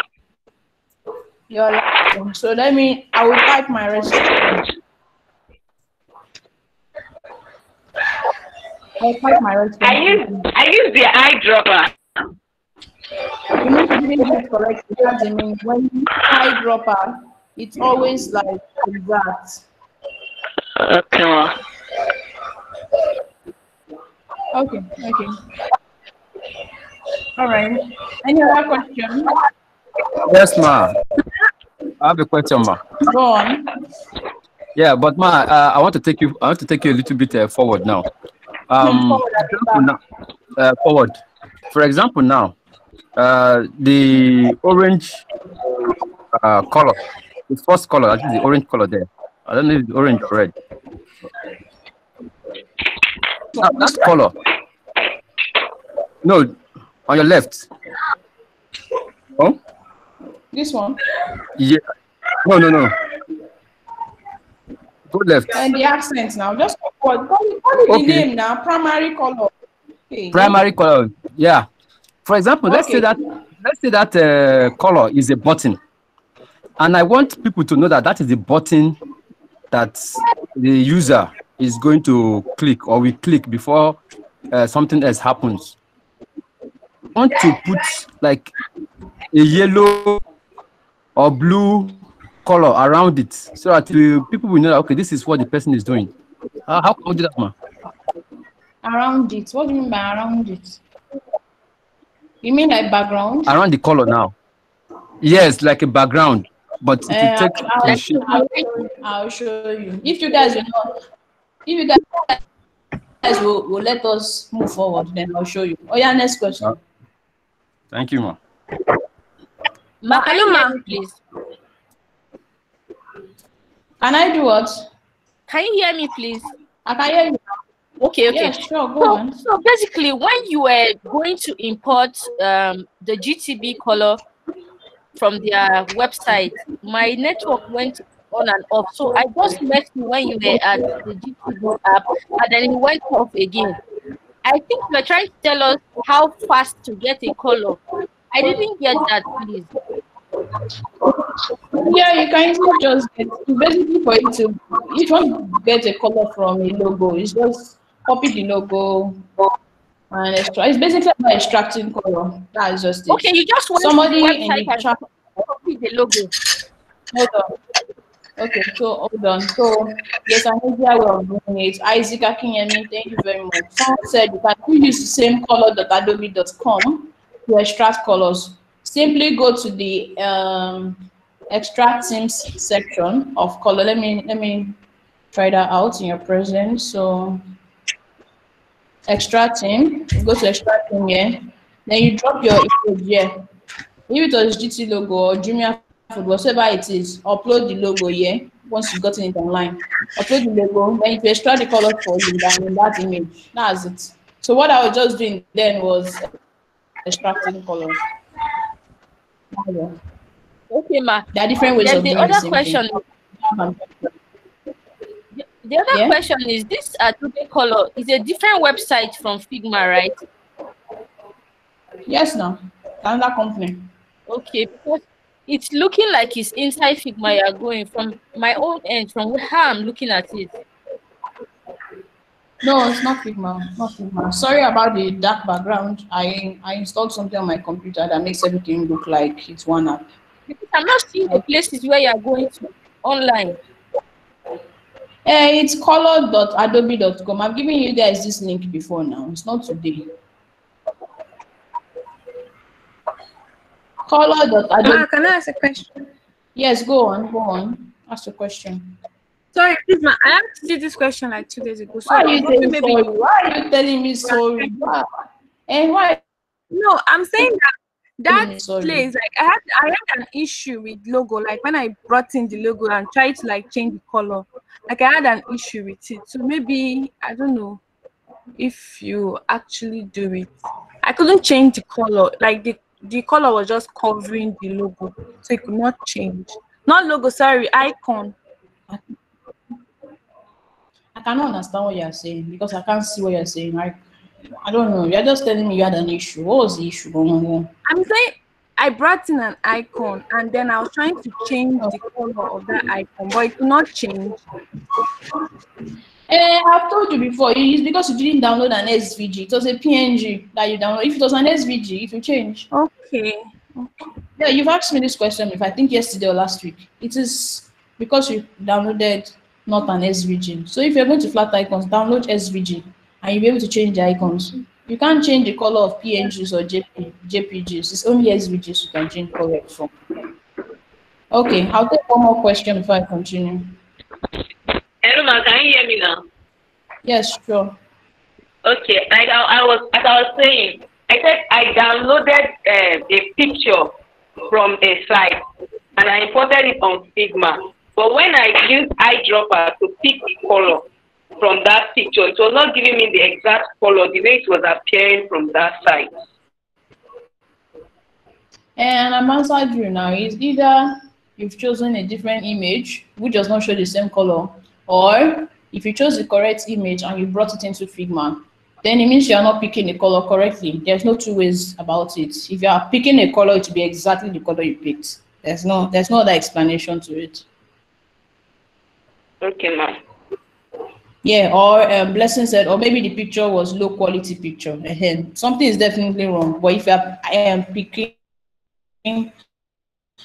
a color, it's going to be the same color on the image. So yeah, so guys, no more question for now. Please, if you have more questions, just try to note it down so that I can quickly continue. Because this class is when I wanted to show you guys something. I want to show you guys this. What I'm about to show you now. Please don't waste your time screenshotting the page. You're just wasting your time actually, because this is on Behance. If you go to Behance or Dribble, you see a lot like this. So this particular one was for a recipe app.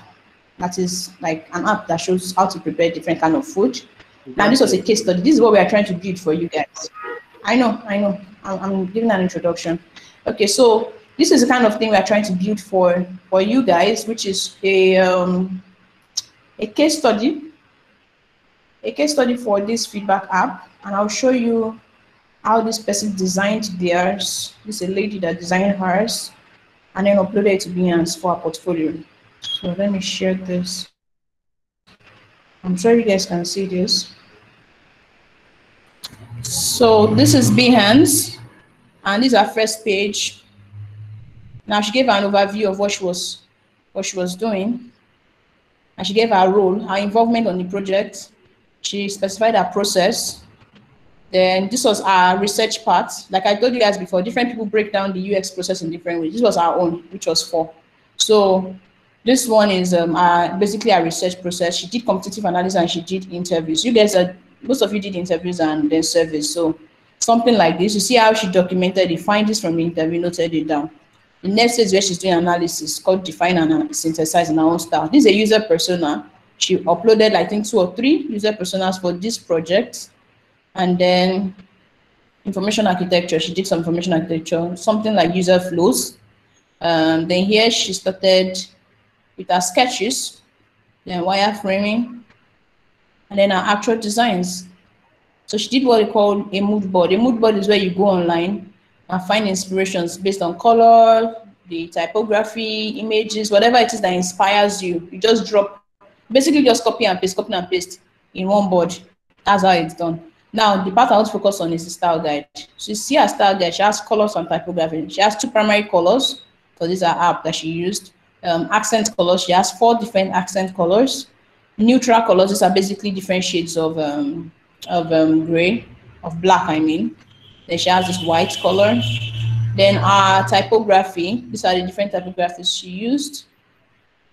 Logo and usage, so she has logos, and then, so basically anything you would be using in your design are to be dropped here.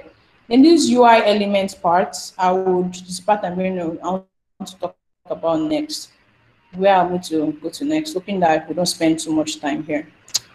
So basically she just dropped all our elements in one place. And well, photography, language and tone of voice, this is UX writing. We can't touch that part of UX design in this session. And then she now showed her designs at the bottom. So this is basically what we are trying to use Miro to document.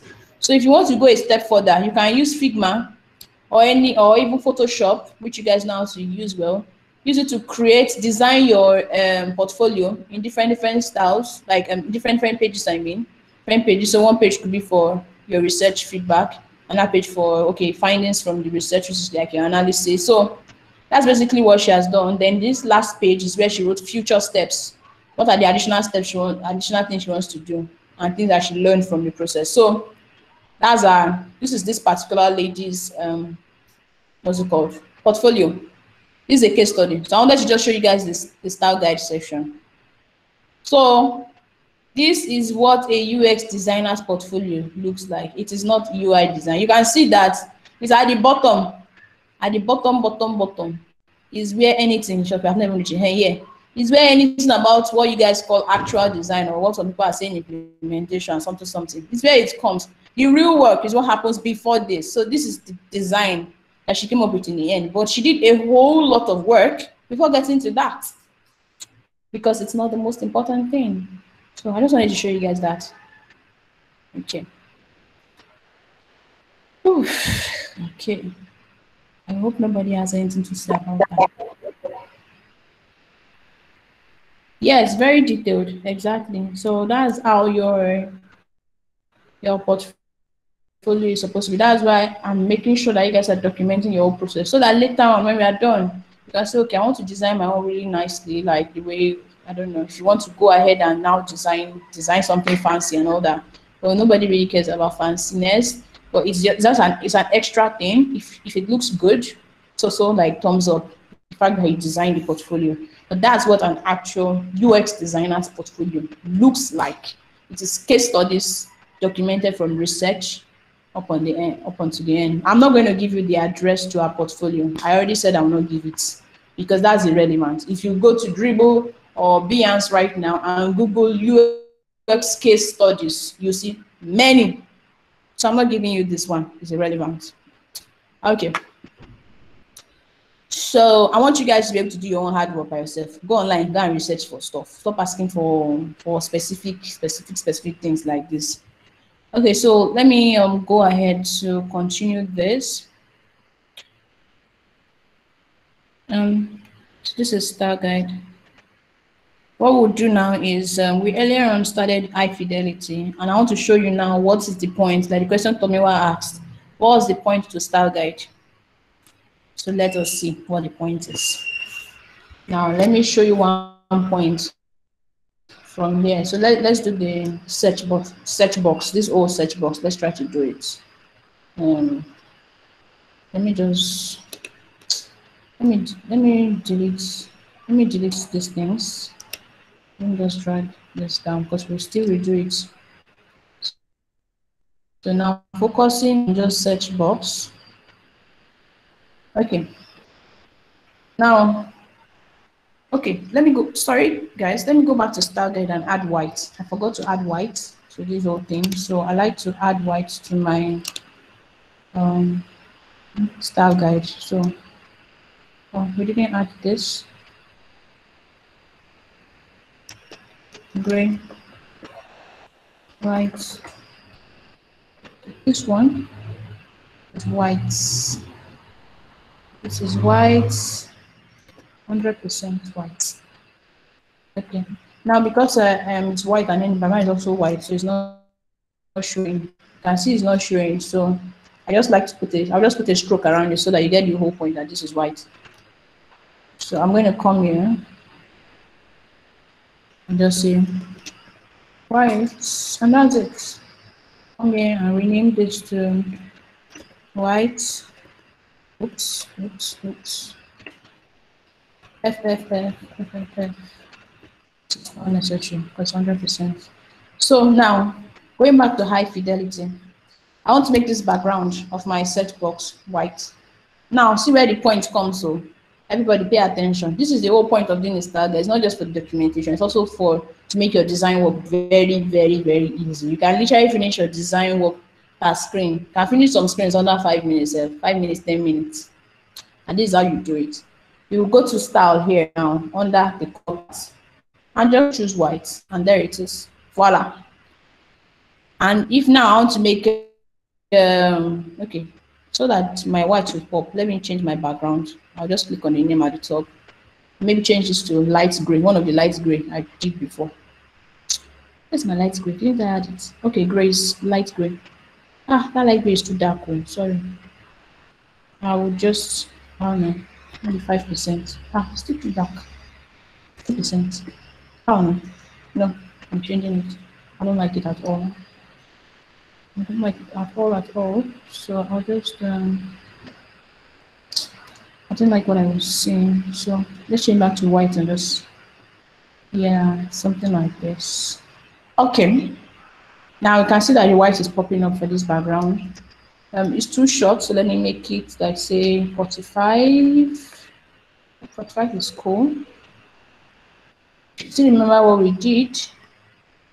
How you can centralize your elements in the middle of your page. You click on what you want to centralize, click on what you don't centralize, it's relative to. Not horizontal centers, but vertically, and it centralizes it for you. That's how it's done. So again, we talked about making our stuff 16 pixels alignment. I'm just doing that now. I'll come back to icons because I want to show you guys how to get really cool icons easily in Figma. But before that, let's change the color of type here to something that was, we'll change the color and both the color and the typography now based on what we had in our style guide. Let's do color first. We'll scroll down to color. You can see that it is black here by default, but we'll come here and just choose the black, the version of black we did before, and there it is. That's changed it for us. You can see now it is black. Also for the text, we want to change one of the text we had before, so we'll choose here, go to style, scroll down to, oh my bad guys, we didn't do something for body, for regular text. So these are the kind of things that happen when you are working on something, you realize, oh, I missed this one out in my style guide. You quickly go back, add it there, and come back to your design. So I want to just what's it called, duplicate this, and I'll call this one, I don't know, let me just call it body. So everything in the body of the text, of my app, I mean. I'll come here, detach this. I don't want it to be bold, I want it to be regular, everything should be regular. 16 is fine. I want it to be left, at the left, not central aligned. Then it's capital letter. No, I don't want it to be capital letter anymore. I'll remove that. And there we are. So I'll come here again and add it. So now I can call this body. What, how did we call it? How did we name it initially? Trying to remember what we called, how we named all these things initially. Okay, so body slash, okay, 16, yes. Body slash regular 16, okay? That's how we named the other ones. So now it's been done. So let me just change this regular. Yes, 16, but not uppercase. So I'm going back to my high fidelity. I'll go to my text that I want to change to that one. Come to this section under text and just scroll down to where body is, and it updates. So that is the point of style guide. So it helps me to unify everything. See, if I want this popular menu now, if I want it to be like the semi-bold I had in my style guide, I'll just come under title, the second type of title. I'll click on it and it's there. So it makes all my design uniform. If I had like 1,000 screens, if I had 1,000 screens now under my high fidelity, if for any reason I want to change how every one of my my subtitles look like, if I don't want them to look like this, I will not come back here and come and start changing it for every single screen. Instead, I'll go back to, just guys, watch how this is. You see how this is right now, right? I'm going to go to style guide and change the properties of this particular one, make it into something else, and you see when we come back here to change. So what we'll do now is we'll make it really bigger. Instead of 20 pixels, we can make it like 50 pixels so that it's very glaring. Then we'll make it capital letter. We'll do those two things and come back and you see it. So I'm going back to style guide. That was just this one I did. So I'll click on it, this one. And then I can just go to this particular one, which is edit style. So if I come here now and change it to 50, and then I come here and change it to capital letter, has automatically updated this one. But not only here will you update it, it will update it in every single place I made reference to it, like here. You guys see that? Tomiwa, does he answer your question? Yes, it does. Yes, it does. Thank you. Yeah. So that's the point. I'm going to undo it because this is just rubbish. So yeah, I've undone it. When I go back, it will be undone already. And that's the advantage of Style Guide. It helps you a whole lot when it comes to your typography and colors. So now let me quickly go to icons and show you that thing about icons. We have less than 30 minutes to the end of this class, and I still have something very, very important to talk about. So icons. Okay, so you go to, but the person I was asking about icons, and for the sake of everybody, go to this place. Just this is kind of annoying because I have to go back to files. So if I'm working on something and I don't feel like I don't want to, anyway, let me just do it. Back to files. Go back to files. I see this community. I click on community. Then I already searched for one, so it's already showing it. I don't want it to show. I don't want it to show any specific one. So I go to community. This is what everybody will see when you click on community. You can either go to icons directly, maybe something about icons you're looking for, something about typography. There are so many, many things that make your design work easy in Figma. Or you can just come here, search, and write icons, or like me, I specifically want material design. I want specific material design icons. By the way, material design is a design system. We're not able to touch on what we call design systems during this training, but just for your reference, design system is basically your, it's like a Bible. It's a Bible for your company. So we have several ones that are universally accepted, such as material design. Material design belongs to Google. So that's Google's material design. We have Apple's own, which is this Apple people, which they call human, I always forget the name, honestly. Human, something. If I remember, I'll tell you, but if you want to know, just Google Apple design system, you get the right name. Then we have Carbon, which is another design system. Then we have Microsoft design system that is called Fluent. So we have different kind of design systems. And basically what it is just a Bible of how things should look like, how different designs should look like. So you want to know what this looks like, just go online and check them out. I can't go into details of that. So back to icons. Search for material design icons, which is what I like to use when I'm designing stuff according to Google's style. Then you just double click it. You click on, you go to duplicate. So double clicking it will just open what it is about. They'll tell you the different type of stuff they have. If you feel like reading it, you read it. If not, duplicate. Once you click on duplicate, you open in a new tab for you. That's opening a new tab for me, and it's loading it for me. So it has opened it as a different file already under my draft section. So they have this page. They have different pages. This is the important part. File, field, sorry. They have field icons. So this is what I was showing you guys, talking about earlier. See, have a look at this particular icon, which represents user. This one, just look at it now.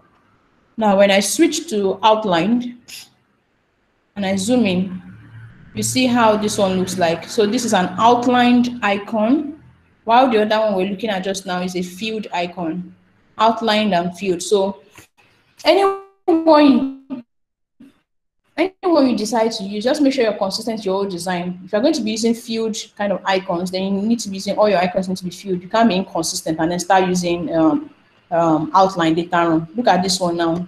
This spanner, I think it's actually used for settings or build. Okay, I call it build. So the right names are actually on this side.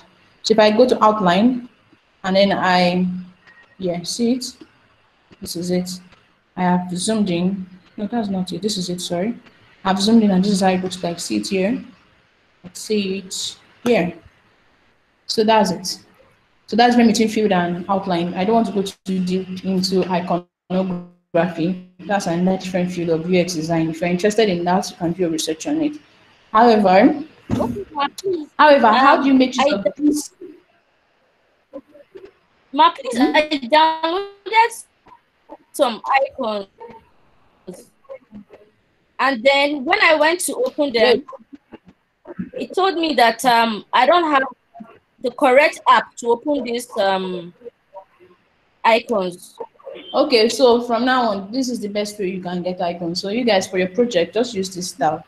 Get the icon, go to community, search for the material design icons so that you can download it into your project. Then, if you decide to be using field style in your design, good. If you want to use outline, let me just use outline for this one. So what you do is, people, please pay attention. What you do is you just copy everything. You can do Control A. Control A, you copied everything, or you can put drag your mouse across, and then you copy. Right click and copy. Wait, let's copy. I don't know, whatever. I just use Control C on my computer. Control C. So now that I've done Control C, I will now return back to where my own project is. Let me show you where it's directed me from. So you have this place where it directed me from, but I'm going back into my file. I go to, I think it's under drafts. You can see it has added material design icon as a separate file, but that's not what I need. So I will ignore that. I'll come to this one. This is the actual file I'm working in. I didn't title it, so that's why it's showing untitled.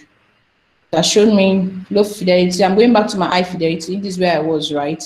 Now remember that I copied everything from this place. I copied everything from here. Control C. Remember. So it is on my clipboard right now. But when I return back here, I'll come here to my pages. The way we were aligning our stuff, I'll come here and just call this one material design icons. Enter. And then just paste it outside here. And you paste everything for me. That's just how to get icons into your project. So by the time I'm in my high fidelity now, I can easily say, okay, I want a search. Let's say this right here now, I don't like it, it's ugly. But I want material design icon, specifically one specific icon from material design. So I'll go under asset. Asset is where you find things like icons, things like your components, which I will touch on right now. Then I'll go there, I'll just search and say, what's it called? Search. I'll just say search. So it will show me search icon. And this is search icon. I'll just take it and drag it in. And that's all. That is all. So 1, 2, 3, 4, 9. I just want to align it to 16 pixels. And that's it.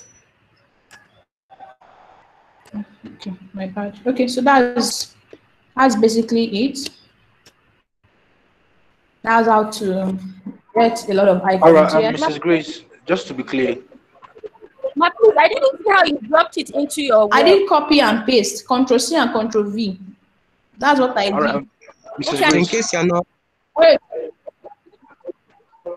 Okay. Guys, this class is to end though, unfortunately. Okay. Man, I think we need to talk about your workspace. This is what I did. I came here, I created a new page.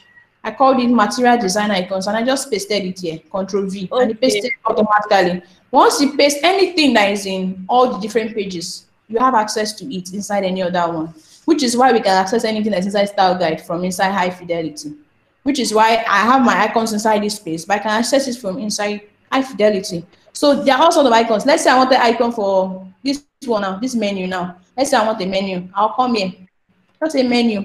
You see different menus. See this menu? I just drag it in here. And it gets me the right one, if this was the wrong one. And I just paste it. That's it. I have all sorts of icons. Sentiment icon and volume. All sorts of icons. Just search for what you want. If you get the right name, it will pop it up for you. That's how it works. So, wow. Let me just take one question. I'm trying to be participatory in this class. So one question, before I quickly jump ahead. Sorry, ma. Yeah, they said it already now. Attendance is there. Oh, yeah. Any question? Excuse me, ma. Please go on. Wahab, go on, please. Okay, I want to ask that those icons, are they contact an SVG file? Like, can we change the color? Can you do what? Are the icons coming as an SVG file? Of course, you can change the color now. See the color. I'm going to change it right now. Color. Change. Okay, no, that's not the right one. I need to select it properly. Let me go back to layers and select the right. Let me select it properly. This is it. I'll change the color now, you see. Red. Voila. Of course, you can change anything. You can change the color. This one said I can change it. You can change every one of them. Yeah, of course. Changeable. Easily. Okay, no more questions. Sorry, guys. I'm so sorry I can't really answer more questions. Now, what I want to show you guys is components, because I need you guys to reflect this in your assignment. If I go on, I want to show you guys how to put shadows on things like your, what do you call it? On things like your form elements, like this kind of text field. Let's say it's too plain for you, but I want a slight shadow under this. I'll just click on the rectangle and make sure the rectangle is one I selected from here. Then I go under the place called effects. Click on it and automatically a shadow drops. Voila. But if I don't like how the shadow is, like it's too thick for me now, for instance, I'll click on this shiny thing. I don't know. Then I can reduce it to say 10%, maybe, because X, just play around all this, because I don't have the chance to tell you guys what this means. Play around with it and you totally get the point of everything. So that's basically how to do that. Then if you want round corners, slightly round corners on your stuff, make sure you click on it, then you come here. I showed this to you guys last time I was doing this. You can choose 4. You see it's already slightly round. So that's how to add little nice feels to your element. So now I want to show you guys something that we call components. Components is how you can reuse your elements. That's what you guys saw in that lady's portfolio, the case study I was showing you guys on Behance. She was showing, she specifically had a section that she called, I think she called it maybe UI and UI elements or something. I don't remember exactly what she called it. Yeah, UI elements. Let me share it again. So this section, UI elements. So I want to show you guys how you can create like your button and then be able to reuse it every single time, similar to the question one person was asking me earlier. So right here now, I already have this as I have already grouped all the elements, the text, the icon, the background, I've grouped everything, and I named it search box earlier on, which is good. Now I'll right click and go to create component. I think I showed this to the afternoon class. I don't know whether it was afternoon class. I showed it to a group of people. I'll click and say create component. Once you've done this, this is so good that I can literally, what I do after creating a component is to drag it all the way out. I drag it out of where I'm using it so that I can duplicate it. You see it here. This is the original one that has this bold purple stuff. Meanwhile, this is the duplicated one that's empty in the center. I'll click on the duplicated one. Is that one that I'll drag back inside? I'll show you the point of that shortly. Now, let's say, imagine with me, imagine please, because I don't have the time. Imagine with me that this was a sign-up form that had first name, then last name, then different fields. What I will do now is, let's say this, okay, let me duplicate this and call this one first name. First name. So let's say this was first name. I'll remove this one. This was first name. Now, if I had another, if I wanted to create another one, I can easily just be duplicating this and be calling this, let's say this one was email address. The advantage of doing this component is that, let's say I wanted to now change the background of every single one of my fields. And if I had 200 different fields across all the designs I've done, will I now have to go into every one of them to be changed to that same color that I've now decided to change it to? No, you shouldn't have to. So you should just simply go here, make sure your rectangle is selected. That's in the original one, the one that has this colored stuff. Then you go here, wherever your color was. Let's say I want to change it to, let me detach this and change it to say red. You see that every one of them has changed to whatever color I made it. Do you see that? You guys see how cool that is? So cool. I believe everybody. Okay, yeah. So that's how it is. I won't do that. So this helps work to be so easy. You don't have to be making changes every time. It helps you with consistency. Because your designs must always be consistent. If it was the shadow, I wanted to make it more. I don't like the way it's just so subtle. Let's say I want to make it 50%. You see it will change on every one of them. Simple. So that's how That's what it does. But if I change it on this one, it will not affect the others, because this is a duplicated version. Meanwhile, this is called an instance. This is called the original component. So that is that component.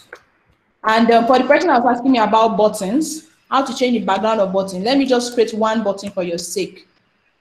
Well, because most of the elements I'll use in a button is already on the text field, so I'll just duplicate this one, and I'll shift this to the middle. I can't shift it to the middle. Okay, so that's the problem with components. You can't start shifting element up and down because it's duplicated. If you want to shift element, you have to shift from the original one. But then I don't want to shift the original one because I like it the way it is for this one. So what I'll do is I'll right click and do what they call detach instance. When I click on detach instance, I can shift anything I feel like shifting. So I want to change this to submit. Submit. Now remember, we already had button. We already had button text on our style guide. I'll just go here and click on. See how cool that is? It just automatically changes it to what I wanted. Now, if I wanted my background color to be the primary color I put inside my style guide, which was like that GT's color, I'll just come here on that field and choose it, and that's it. It has it. Voila. But for this one, you know that as a designer, you know that this dark color cannot stay on this color. So I'll change this one to say white. And that is how it works. The person asking about buttons, I hope that solves it for you. Yeah, what I actually meant was that as that button is orange now, I want somebody to know that once I click submit, it will take me to the next screen. Like I have three. We'll do that one tomorrow. That's prototyping. We'll deal with that tomorrow. All right. Okay, let me pick some questions from here. Someone says, okay, when I get to community, what next? I've said community already. Now go to the search, type material design icons, and you see what you need. When you see what you need, just click on it so that it will open that material design icons. Then you click on duplicate. It will open in a different tab for you. When it opens in a different tab, you can just go on your left-hand side to the setting page you need, which is maybe outline, or whether you want a field, or whatever you want, or there are different types. Click on the one you want, copy the whole thing, Control A, select everything, copy everything, go back into your file and paste it as a different page, rename it, that's all. It's a little bit of a set of processes, but you will get it. It's very, very easy once you get it. Somebody has even put the whole outline for yourself. Okay. Don't say Meru. Yeah, voila, LOL. You see it, download icon, Meru. How we convert component to a normal layer? Why would you want to convert a component to a normal layer? Okay, maybe if you want to detach it, that's what detach instances. You click on it and detach it. If you don't want the original one to be influencing the subsequent ones, then you just right click and detach it. That's it. Okay. All right, that's it. Okay, so I've answered all the questions I can see there. I'm hoping I have covered the stuff on this UI design. Good enough for you guys to do your assignments. That's my goal right now. I've shown how to get your icons. I've shown style guide. I've shown you. Oh, okay. One more question. Somebody was asking me, show us how to feature new designs on existing solution. So that's on Miro basically. Let's say I don't know what app exactly. What you just do is, I've explained this before, but basically you just go to the app. You can screenshot it if it was on your phone. Screenshot it.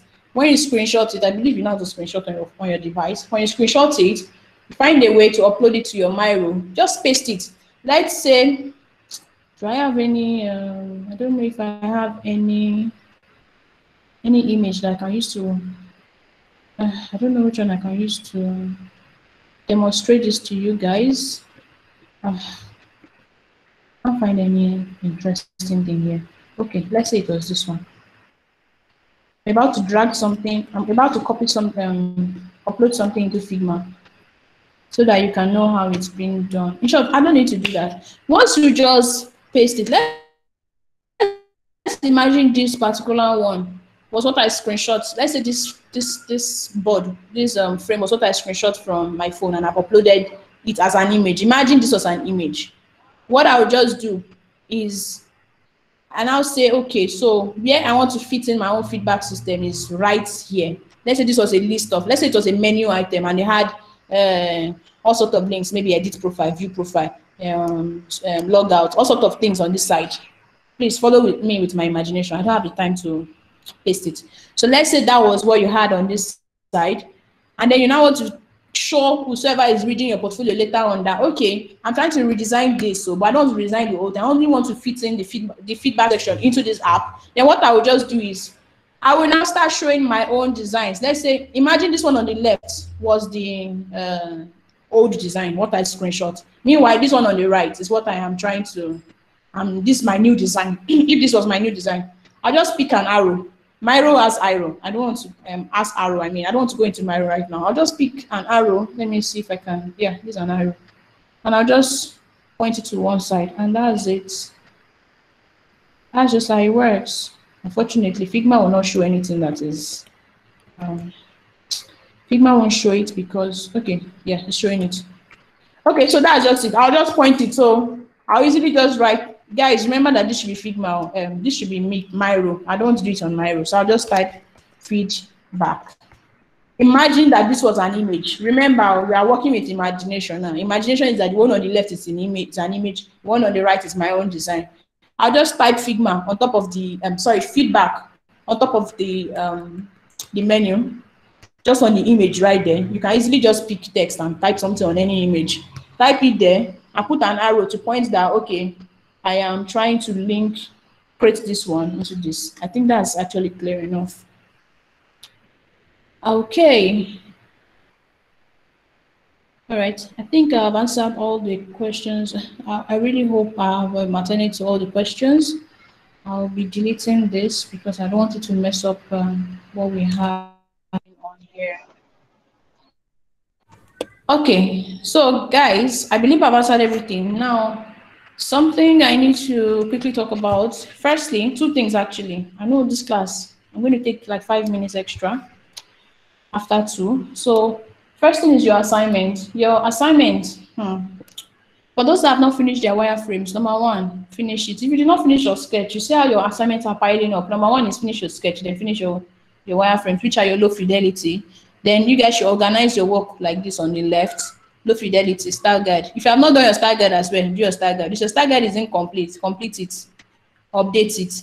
Then you have your low fidelity, you have style guide, you have high fidelity. Then if you want to get your icons, you can easily just upload your icons as a different page and have that here, similar to what we did.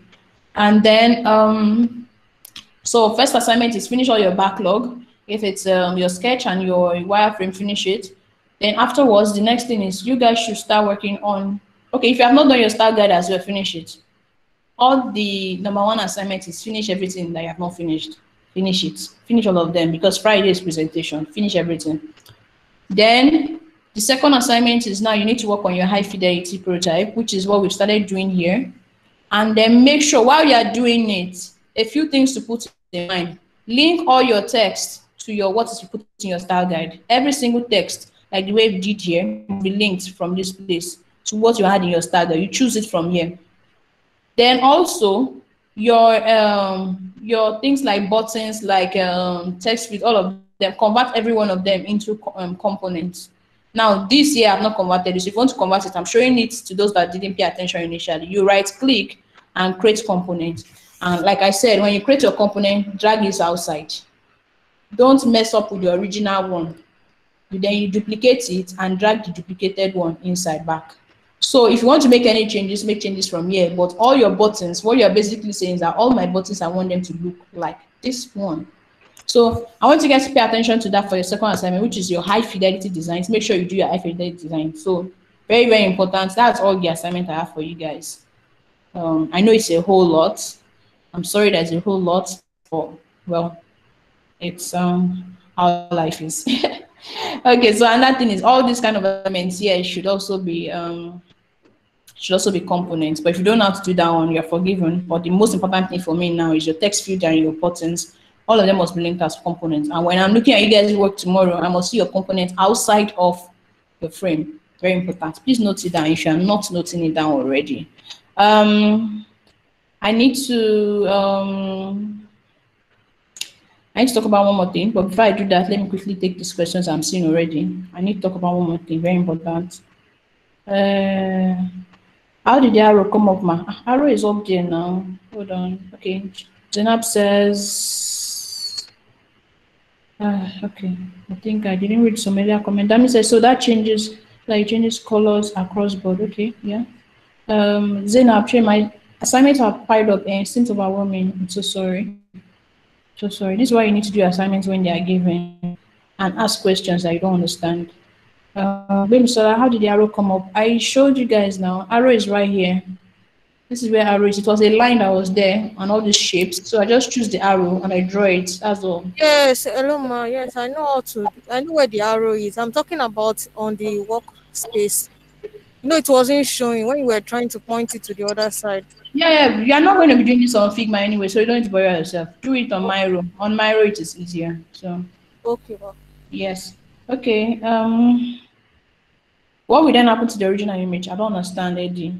Basically, the original image is just a screenshot that you did and you're trying to show that you're going to make changes to it. That's the idea behind the original image. No, what I meant, sorry, maybe you didn't get that. That original, the component that was separated to the left-hand side, it's just going to remain there like that. Just leave it there for now. I'll tell you what to do with it tomorrow. I'll show you guys how to organize your file. But for now, just leave it outside here. Okay. Arokoyo Kendema, please can you please export your low fidelity? When I try to export on Figma, it splits my design. I don't understand what that means. What do you mean by split your design? Ajayi Tomiwa, finish everything you have not finished. Work on your high fidelity. Yes, that's the assignment. Thank you for that. I thought Moses, a question. I thought the component was supposed to be in your style guide. Leave it outside. We'll talk about that tomorrow more.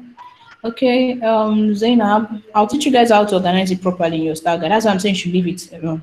Zainab, can we create components on the same page or include them in our style guide? Leave it alone, like I said, just leave it alone. I will talk about that tomorrow. So I didn't get your question. Well, when I try to export, it's my design, like it's not in full. It doesn't export everything. It's like only half. What do you mean by export? What do you mean by export? What are you trying to export? To submit an assignment, like assignment. I've told you guys how to submit your assignment. You're just pressing out yourself for no good reason. When you want to submit your assignment, submit your link, your file link. Link is what you should submit. But if you really want to export whatever, let me see how did they even used to do that one again. I don't remember when last I did that thing. Let me see. Right click. Is it right click? I've had days to do it though. I think you can literally, let me see. Can I copy and paste it into Miro? I don't know. Honestly, I don't know. I don't do this thing. No, people are stressing me out. I don't do it. If you really want to do it, just screenshots. I don't know. Screenshots. Yeah. Share. Yeah. If you want to do it, screenshots. Okay. That works. The export option is on the right-hand side of the screen. Hey, it is. Oh, thank you for that. Okay, it's down here. Yes, that's true. Export. Oh, that's true. So sorry. Yeah, I used to do it once upon a time. Forgot. So click on it and you see export here. You can choose it 1 times 2 and then to export it. Yeah, that's true actually. I did it on a project on when I was documenting on Miro. So you can use this. No, you actually taught me. Like, come again. You taught us this. Let's see, and I don't even remember. Sorry. I'm trying to wind down the class. Okay, so what you do is you just export it. When you export it here, you can to download straight into your computer, and when you can now copy it and put it in your Miro. Remember, we're trying to use Miro to document our whole process. So the next process on your Miro should now be your low fidelity, which is wireframe. So you paste your low fidelity and frame it as one frame. I believe you guys get what I mean. So yes, please export it. That makes sense. Okay. Now to what I want to talk about. This is your second project that you guys will be doing on your own. Okay, so I'll just run through it. If you have any questions on it, we'll try to discuss that tomorrow morning. I don't think we can answer any more questions on that. So now, the second project you guys will be doing is a web platform. So this one I've been doing is mobile. So this mobile platform is showing the feedback, creating feedbacks, and then for the guys that are adding the food order part, which is really cool. So that is the first project that we're doing together, which is from research all the way to design and testing. But your second project, you guys will only be focusing on the sketch. That's the UI part. You guys are going to focus on the UI part, which is the sketch, then the low fidelity, which is wireframes, and then your high fidelity. That's all you guys will be focusing on for this second one I'm about to talk about. So no research. Please, somebody should not ask me a question about research. I'm saying it now, no research. Okay, so what you will do for the second one is it's basically a web platform it's similar to what we've been doing, but now you're creating it for the second group of people. Remember that for this food app, we have two main target audience. You have the target audience of the people that go to go and buy food, people that, that's basically people like me. Then you have the second group of people which you guys didn't research on, and that's the people that are the managers or the restaurant owners and all that. So people that take orders, people that take food orders, and also people that would read feedback and attend to it. So what we need you guys to do is to create a web platform. This means that it's going to be on your laptop. It's a laptop app, not a mobile app.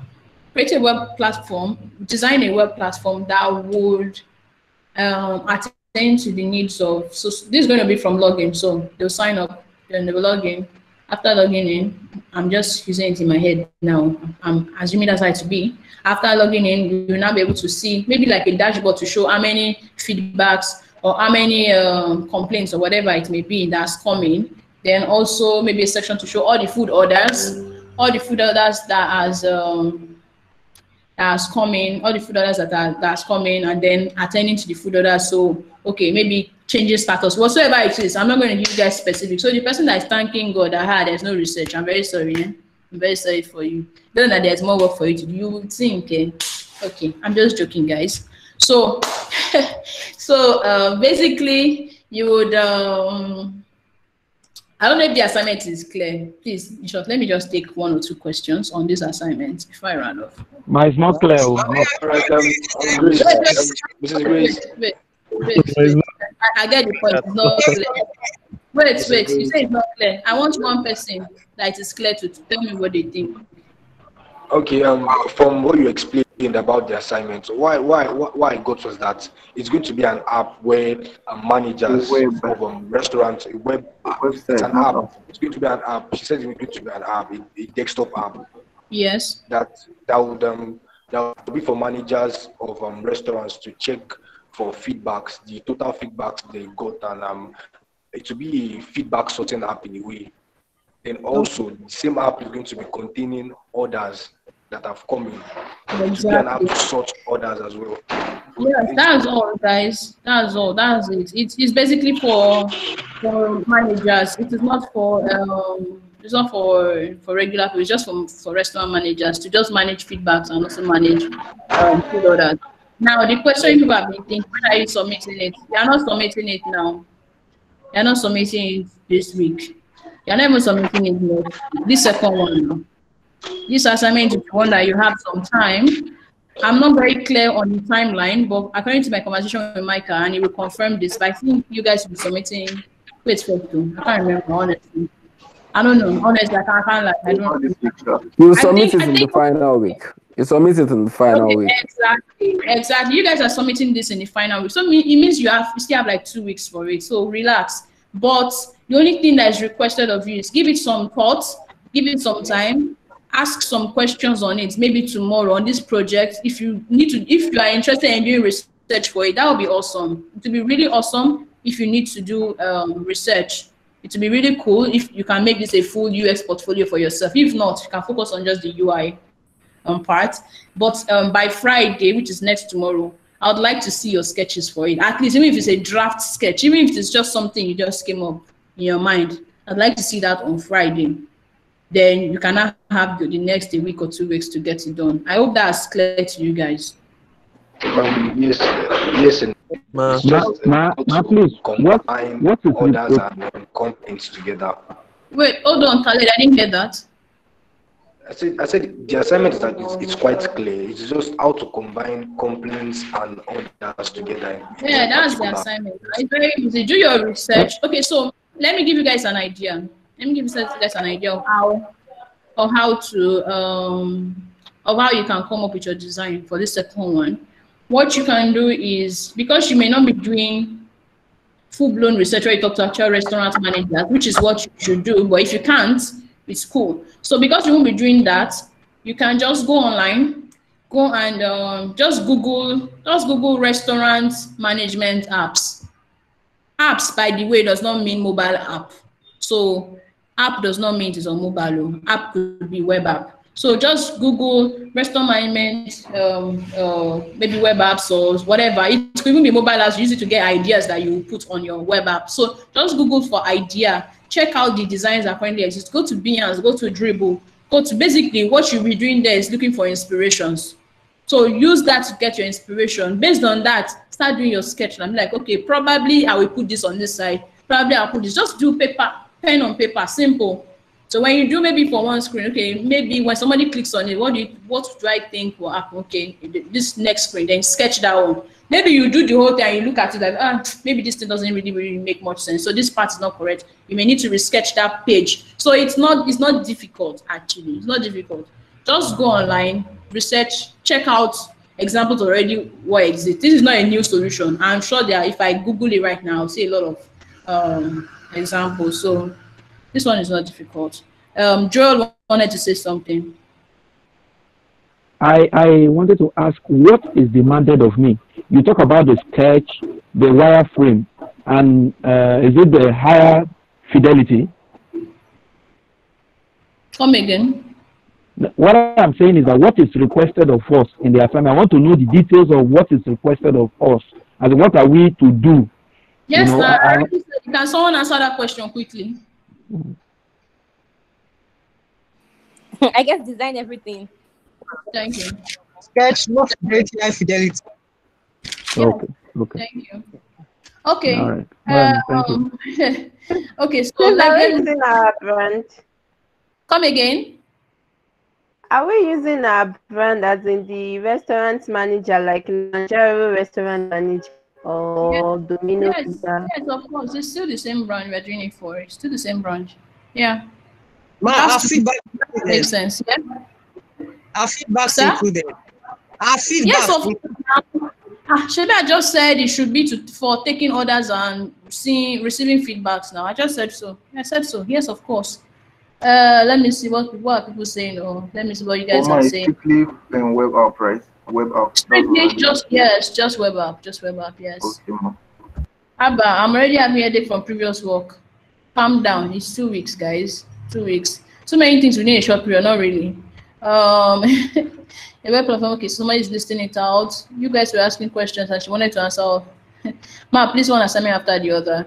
Okay, so it's actually for your own sake. The reason why this came up was we've been working on mobile app. We're using that as our case study. So the principles, however, are the exact same thing. It's still typography, it's still colors, it's still everything we've learned right from the beginning that you still be using even for your web app. But because we want you to have both mobile and web in your portfolio, that's the reason why this part came up. So it's actually for your own good that this second part came up. So it's not an assignment. It's not something that is due ASAP. All I am asking for this second one is just sketches. Just give it like 30 minutes thoughts. Just sit down and think about it for 30 minutes and come up with some sketches. It's not something that will take you too much time. That's the problem. If people shouting, man, I love your explanation. If people are funny. You guys are funny. Joseph, man, please, I need help. I have school exams and projects I'm writing and working on. It's been really stressful for me. What kind of help do you want me to give? I really don't know how to help in that situation. Assignment after assignment. Well, this is not really assignment. This is a project. This is stuff that you can literally use to apply for jobs. This is stuff that you can use to get projects. This is not just assignment. This is not just for the sake of it. This is your portfolio you're building.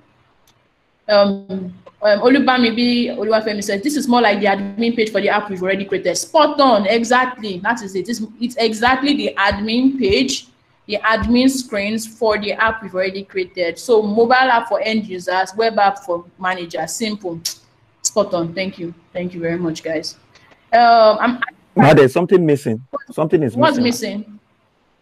There's something you said you were going to explain. You have not explained it. What's that?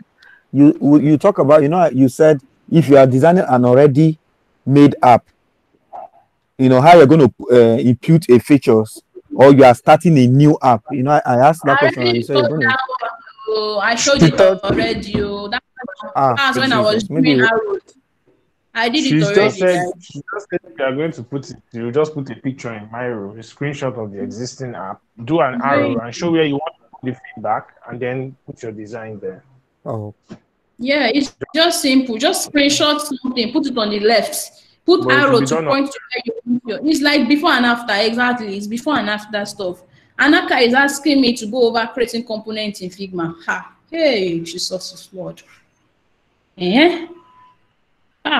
God have mercy. Okay, I will do this in 1 minute. 1 minute. Don't say you did not get it. 1 minute. I'm way past the time of this class, and I don't like being behind on time. So now Google won't let me share my screen. Just